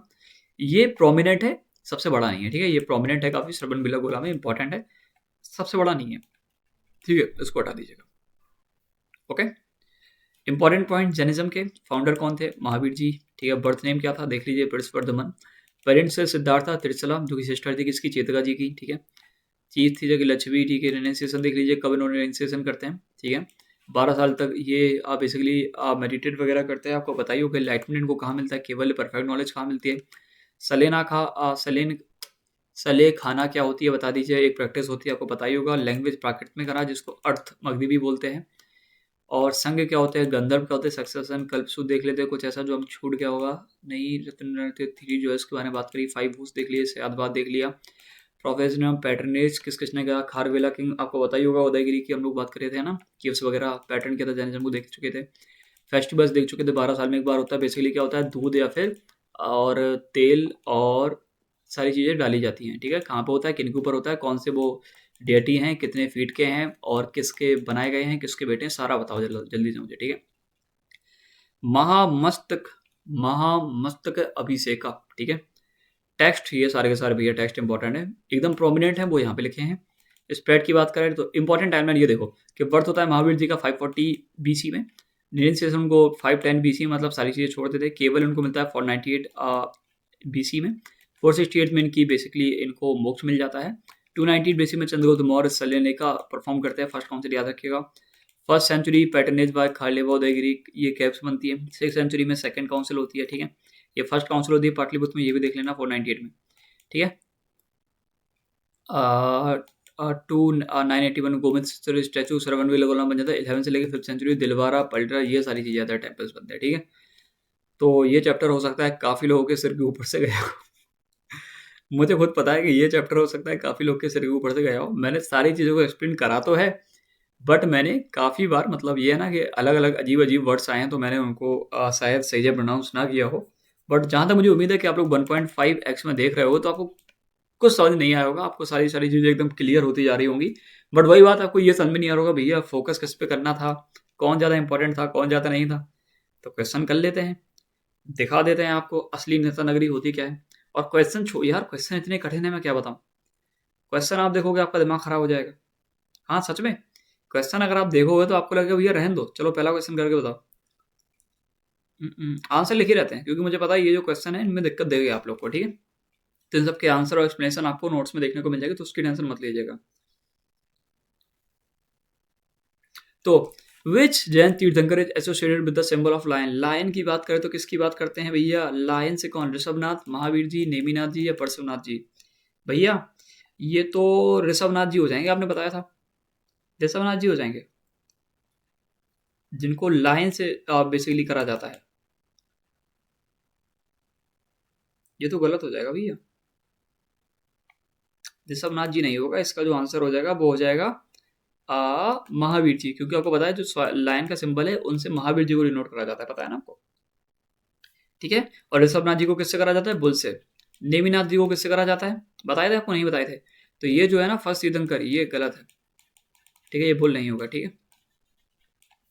मतलब ये तो वोल होगा, लेकिन यहाँ पे जो आंसर होगा आपका महावीर जी होगा, ठीक है। दूसरा देख लीजिए, the doctrine of Syadvad in Jainism is primarily concern with. Syadvad की बात होती है वो बेसिकली किस चीज की बात करती है, karma theory, relativity of truth, ascetic practices या लिबरेशन स्टडीज। जल्दी से मुझे बता दीजिए। तो याद करो, तो हम लोग बात कर रहे थे कि आप चारों तरफ से अगर सच को देखोगे तो हर तरीके से अलग अलग देखने को मिलेगा, तो वही होता है रिलेटिविटी ऑफ ट्रुथ। तो ये आपका ये सही हो जाएगा, ठीक है। वे Jain text consider to the oldest canonical scripture. इनमें से सबसे पुराना किसको माना जाता है, बताए हुए थे, अब ये मत कहना कि बताए नहीं थे, ठीक है।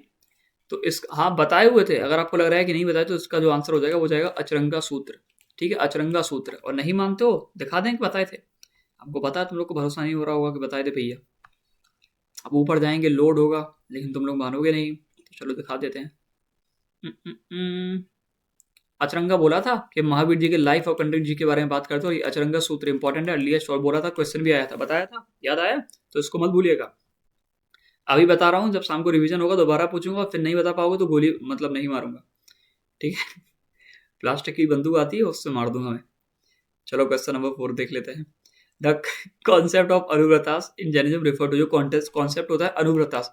अब अनुव्रतास कौन से होते हैं, अनुव्रतास तो भैया छोटे होते हैं, अनुव्रतास छोटे होते हैं या फिर महाव्रतास छोटे, भैया महाव्रतास होते हैं बड़े बड़े जो वादे होते हैं, अनुव्रतास छोटे छोटे होते हैं। तो इनको कौन करता है, ये हाउस होल्डर्स या फिर ये मॉन्क्स, तो भैया इनको तो हाउस होल्डर्स करते हैं। तो क्वेश्चन नंबर 4 सही हो जाएगा आपका, ऑप्शन नंबर बी सही है, हाँ ठीक है।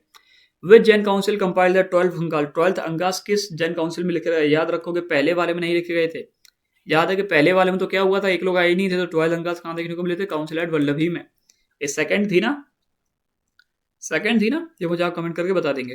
The doctrine of Anekantavada, Anekantavada is the best illustrated which parable. वही बात है कि अनेकतावाद की अगर हम बात करते हैं तो किससे हमको पता चलता है, ब्लाइंड मैन एंड एलिफेंट वाले एग्जांपल से, churching the ocean, Buddhas first sermon या कृष्ण डिस्कोर्स इन गीता। बताओ इनमें से कौन सा था।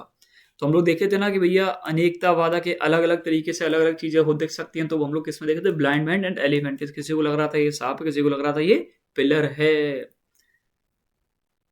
ठीक है। विच तीर्थंकर अटेंड मोक्ष एट समंत शिखर जी। ये जो समंत शिखर जी है, इसमें किस किस तीर्थंकर को मोक्ष मिला था। अभी हाल में बताया था कि इस जगह को बिल्कुल मत भूलिएगा, क्योंकि यहाँ पे एक लोग को नहीं मिला था भाई साहब, एक लोग की तो बात ही नहीं थी, बहुत सारे लोगों को मिला था। और ये जगह भी आपको बता दिए थे। तो जगह कहाँ पे, झारखंड में है जगह, और यहाँ पे एक लोग को नहीं मिला था, 12 सबको नहीं मिला था, ये मिला था 20 तीर्थंकर इंक्लूडिंग परशुराम, टोटल 20 तीर्थंकर को यहाँ पे मोक्ष मिला था, ठीक है। तो ये रहो झारखंड में आता है। The Jain doctrine of Nigoda. अब ये इंपॉर्टेंट, निगोड़ मतलब होता है छोटी से छोटी चीज, आपको पता है ना। तो लोएस्ट फॉर्म ऑफ लाइफ जो होता है उसकी हम लोग बात करते हैं, स्टार्टिंग में ही बताए थे, ये स्टार्टिंग में ही बताए थे। अगर आप चैप्टर मतलब रिवाइज करोगे, बैक जाओगे तो आपको पता चलेगा निगोड़ का लोग स्टार्टिंग में ही बताए थे। बाकी जितने भी वाईक्यूज आए हुए हैं सबके सब हम लोग चैप्टर में डिस्कस कर चुके हैं। जब भी मैं बोलता हूँ ये इंपॉर्टेंट है, उसको याद रख लीजिएगा, वही सारे पीवाईक्यूज आपके होते हैं। Which Jain sect believe that women can not attain liberation. हाँ ये गलती से गलत बता दिए थे ना, तो जल्दी से मुझे बता दो कौन मानता था कि भैया नहीं कर पाएंगे। जो भैया पहले आए थे, पहले कौन आए थे, दिगंबर, मतलब पहले जिनको पटकते, ठीक है, तो दिगंबर और श्वेतांबर, ठीक है। अच्छा, इनमें से कौन से लोग थे जो कि कपड़े नहीं पहनते, तो कौन थे जो कपड़े पहनते थे? तो फिलहाल तो उसका दिगंबर हो जाएगा। जैन फेस्टिवल परशुवना, याद है ना? आपको याद है? इज प्राइमरली एसोसिएटेड विथ, याद है कि नहीं है? याद है कि नहीं? इस फेस्टिवल की बात कर रहे थे, हमने बोला था कि ये वर्ड आपको पढ़ाया हुआ है, बस आपको याद नहीं आ रहा है। अब याद आया कि नहीं आया? भैया ये परियूस पना तो याद नहीं आ रहा है। परियूसना देख लो अच्छे से। परियूस नहा क्या हो जाएगा? बर्थ ऑफ महावीर, भैया ये तो नहीं होगा। और रेनी सीजन रीथ्रीड, ये भी नहीं होगा। लीडिंग ऑफ कल्पसूत, भैया ये भी नहीं होगा। तो ये भैया फास्टिंग और फॉरगिवनेस वाला हो जाएगा, क्योंकि ये फेस्टिवल आप बताए हुए थे, और ये फेस्टिवल भी लग रहा है, ये भी फेस्टिवल लग रहा है, ये फेस्टिवल तो महावीर जयंती होती है, तो यही वाला हो जाएगा। तो ऑप्शन नंबर बी लगा दें, और ऑप्शन नंबर बी आपका ठीक हो गया। तत्ववर्ता सूत्र वॉज ऑथर्ड बाय, बहुत इंपॉर्टेंट है। तत्ववर्ता सूत्र बताए थे आपको, बोल रहे थे नेम याद रख लेना, कुछ भी हो जाए। तो तत्ववर्ता सूत्र किसने लिखी थी? उमा स्वती ने, ठीक है, उमा स्वती, याद है, मतलब इंपॉर्टेंट है, याद रखिएगा। इंपॉर्टेंट है, याद रखिएगा, मतलब भूलिएगा मत, प्लीज मत भूलिएगा। The Jain concept explain the bondage of soul due to karmic practice, अब वही बात है। अब याद आ रहा है कि नहीं आ रहा है? कि आप अगर चीज़ों को नहीं बांधेंगे, मतलब bondage of soul due to karmic practice, अरे वही वो 4 चीज़ों की बात करेंगे। पहले गेट खोल देंगे, फिर डस्ट आपके अंदर आ जाएगा, आप उनको बचा के रखेंगे, बहुत सारी चीज़ें, ठीक है। कि भैया जो कार्मिक पार्ट जो कर्म के जो पार्टिकल है वो आपके अंदर आने लगते थे, वो कब में आने लगते? वो असर्व में आने लगते, असर्व, असर्व, ठीक है। Asrava is the influence of karmic matter into the soul, ठीक है। Asrava is the influence of karmic matter into the soul, binding it, liberation requires stopping Asrava shedding karma, ठीक है। निर्जना, ये सब देखे हुए थे हम, ठीक है। देखे हुए थे भाई। अगर तुमको लग रहा है कि क्या है ये अलग अलग, देखो मैं बता रहा हूँ, जैनिज्म के जब क्वेश्चन सॉल्व करेंगे, कम से कम 2-3 बार चैप्टर को पढ़ो, 4-5 बार एमसीक्यूज को पढ़ो, तब आपको क्लियर लगेगा कि हाँ यार अब तो कुछ आने लगा। जैसे जैन प्रैक्टिस और सलिल लेखा, ये तो हाल बता दोगे, सलिल लेखा वाला है ना, क्योंकि ये बेसिक बेसिक चीजें हैं, ये तो पट से बता दोगे कि भैया ये वॉलंटरी फास्टिंग होती है जब तक हम लोग की खत्म ना हो जाए, ठीक है। Which ruler traditionally associated with the spreading of Jainism, Karnataka में किसने फैलाई? आप मुझे बता दीजिए, कर्नाटका में कौन फैला था? जल्दी से मुझे बता दीजिए। अब आपको लगेगा कि भैया कर्नाटका में तो कोई अलग ही नेम था, भद्रबाहु या फिर स्टूल बाहु करके, नहीं, कोई उनके साथ गया था। कौन गया था? चंद्रगुप्त मौर्य जी गए थे। तो यहाँ पे फैलाने का काम हो जाता है 14 क्वेश्चन में चंद्रगुप्त मौर्य जी को, ये देखो भद्रबाहु जी के साथ गए थे, ठीक है, श्रवण बेलागोला में। The Jain doctrine of gunavratas refer to, जो गुणव्रतास हैं वो किसकी बात करते हैं? जो गुणव्रतास हैं वो किसकी बात करते हैं, ठीक है।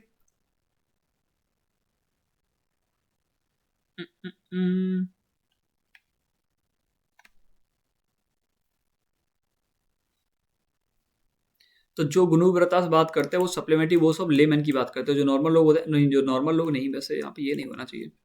गुणव्रतास हम लोग बात क्या किए थे, मतलब जिनमें थोड़े से जो बेसिकली हार्श डिसिप्लिन हो जाता है उसकी बात करें, तो ये ऑप्शन आपका हो जाएगा, ठीक है।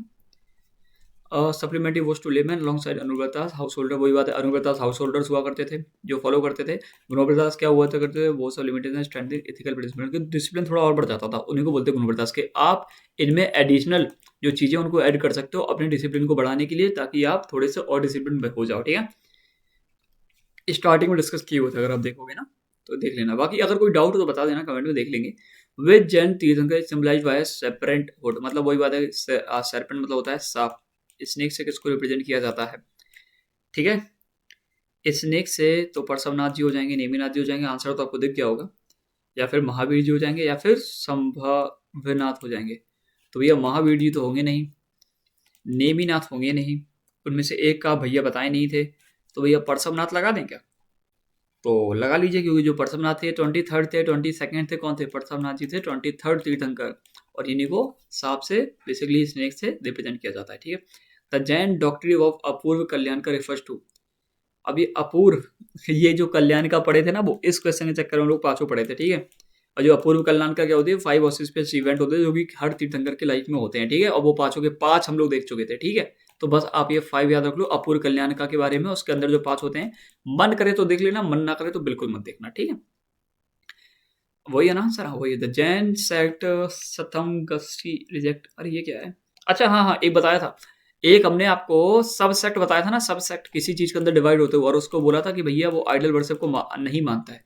और कुछ लोग थे जो आइडल वर्शिप को मान रहे थे, सजा के रख रहे थे। कौन से थे? श्वेतांबर थे या दिगंबर थे, जो कि आइडल वर्शिप को मान भी रहे थे और सजा वगैरह सजा के भी रख रहे थे, ठीक है। बट ये लोग नहीं मान रहे थे, ठीक है। ये मुझे बता दीजिए कौन सा क्वेश्चन था ये, याद आ रहा है कि नहीं आ रहा है?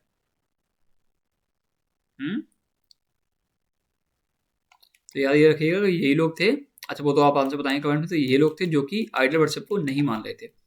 ठीक है, बट ये किसके अंडर थे वो आप मुझे बता दीजिए, क्योंकि यहाँ पे तो लिखा है नहीं, तो आप ये बता दीजिए। The Jain concept emphasize the shedding of karmic matter, karmic matter को हटाना, ये किससे पता चलता है? तो ये हमको पता चलता है कौन सी प्रोसेस होती है, निर्जरा, असारा, मतलब असर, बांध, बांध मतलब तो होता है अलग, असर मतलब अलग होता है, या तो निर्जरा होगा या ऑप्शन नंबर डी होगा। तो ऑप्शन नंबर डी क्या है? संवारा। तो ये चारों के चार वैसे आपको पता है, तो इसका जो ऑप्शन हो जाएगा निर्जरा हो जाएगा, क्योंकि इसी में हम लोग क्या करते हैं, जो कर्म होते हैं ना उनको बेसिकली अलग कर लेते हैं। देख लीजिएगा अपने हिसाब से, असर्शन रीजन करोगे, ये सिंपल है, ये सिंपल क्वेश्चन है, बल्कि इनको हल कर लोगे। पता है ये जो एमसीक्यूज वाले थे ये कठिन थे, ये सिंपल हो जाएंगे। जैनिज्म रिजेक्ट करते हैं अथॉरिटी ऑफ वेदास, सही बात है। Jain philosophy emphasize Anekantavada and consider truth to be relative, कि ट्रुथ टू बी रिलेटिव, कि जो ट्रुथ है वो रिलेटिव होता है भैया। ठीक तो है। अब ये और ये क्या लगा दें इसका?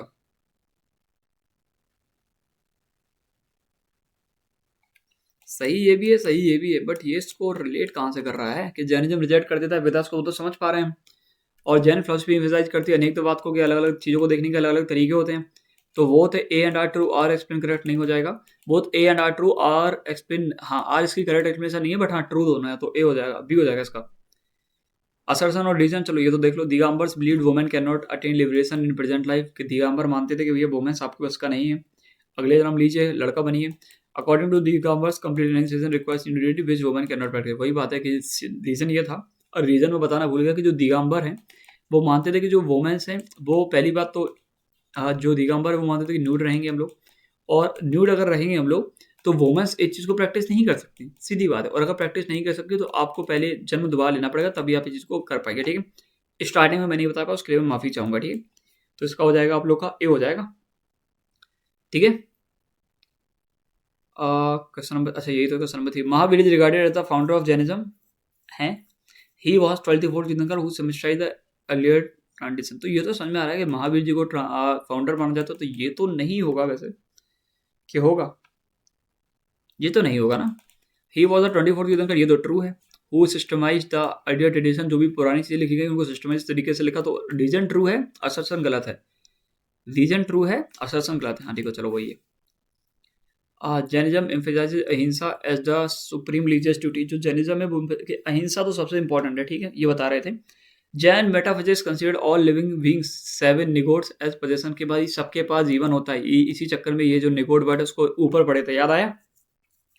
याद आया? इस वर्ड के बारे में पढ़े थे, निगोड, छोटी से छोटी जो चीज़ हैं उनके साथ भी गलत ना करो, तो ये दोनों के दोनों ट्रू हो जाएंगे। ठीक है, और फिर द काउंसिल ऑफ वल्लभी, चलो इसका आंसर खुद ही देना था। काउंसिल, इसका मैं मतलब आंसर भी नहीं दिखाऊंगा आपको, बस इसका आंसर देख लिया होगा।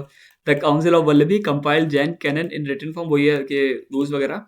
Oral transmission of Jain text endangered due to famine and loss of Monks.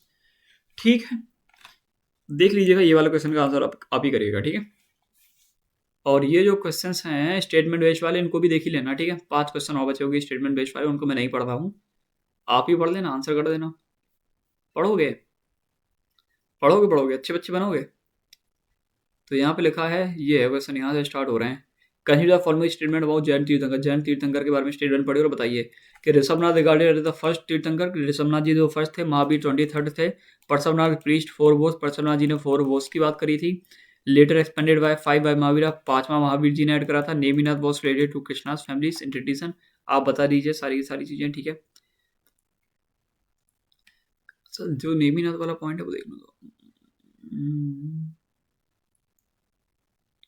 अच्छा जी, जो नेमिनाथ जी वाला जो ट्रेडिशनल लिंक्ड है कृष्ण जी के कजिन से, ये वाला हम लोग नहीं पढ़े है ना, मतलब इस पॉइंट को नहीं पढ़े हम लोग। चलो इसको ऐड कर देंगे। ठीक है, और ये जो कृष्ण भगवान है कि ये कोई और कृष्ण है, चलो इसको भी देखेंगे। ओके, टेंशन ना लो, इसको भी मैं ऐड कर दूंगा बाद में। तो Anekantavada emphasize non absolutism and multiple, वही पॉइंट सही है। स्वयंतवाद इज अ 7-fold कंडीशनल, स्वयंतवाद में 7 देखे थे, ये भी सही है। Asrava refers to the influence of karmic matter into the soul, ये भी तो ठीक ही लग रहा है। याद करो ना, याद, ये वाला ये भी तो वही है, ये भी तो सही लग रहा है। Nirjara means stoppage of karmic matter, Nirjara मतलब होता है कि कार्मिक मैटर को रोकना। तो ये तो नहीं लग रहा है भैया, ये 3 सही लग रहे हैं, तो 3 सही हैं, तो ओनली 2 ओनली 3 हो जाएगा। और कौन कौन से 3 हैं? हाँ वही फर्स्ट सेकंड से, चलो ठीक है।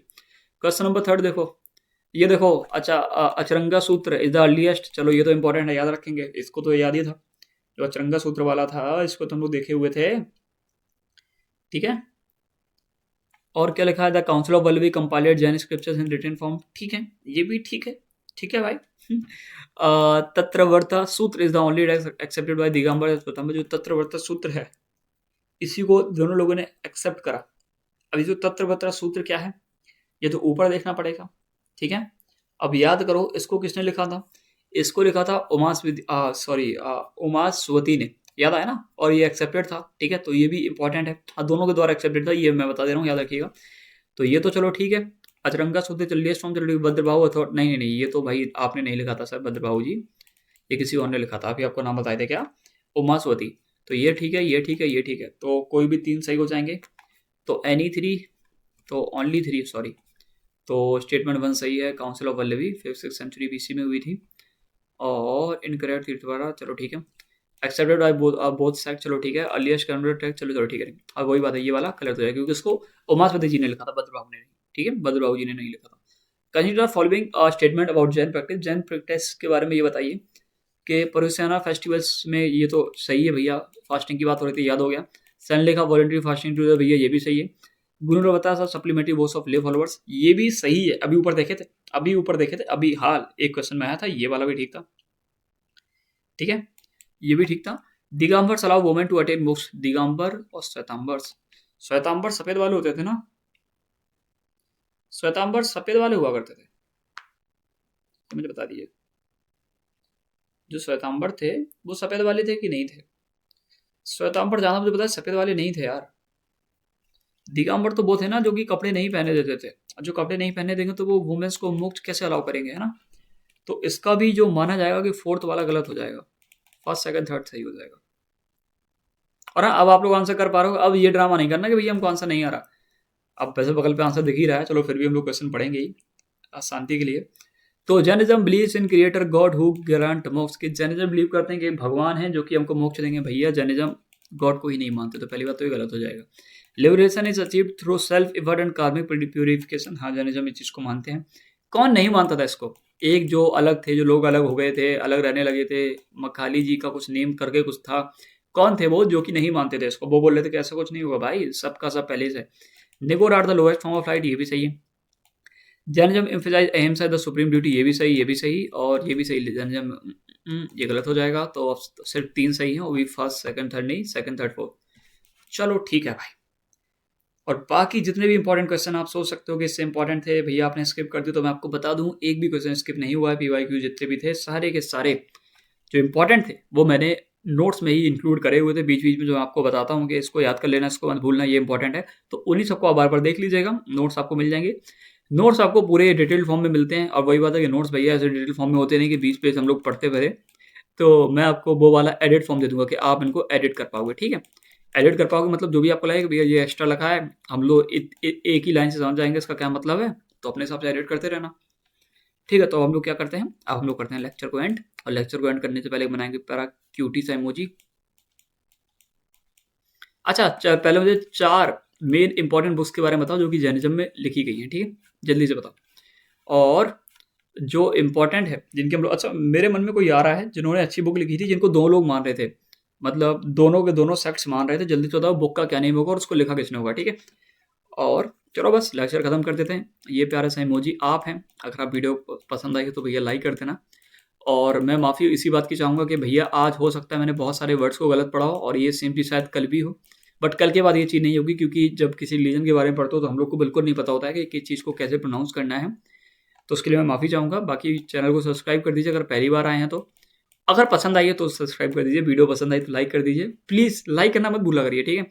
और कमेंट में जितने भी क्वेश्चंस मैंने पूछे उनका अगर आंसर करेंगे तो बेटर रहेगा, कोई भी डाउट हो तो कमेंट बता दीजिए, और आपके जो डाउट होते हैं मैं कोशिश यही करता हूँ कि उनको मैं लिख लूँ और नोट्स में लिख लूँगा, एक्सप्लेन कर दूंगा। गुड नाइट, ख्याल रखिएगा, बाय बाय।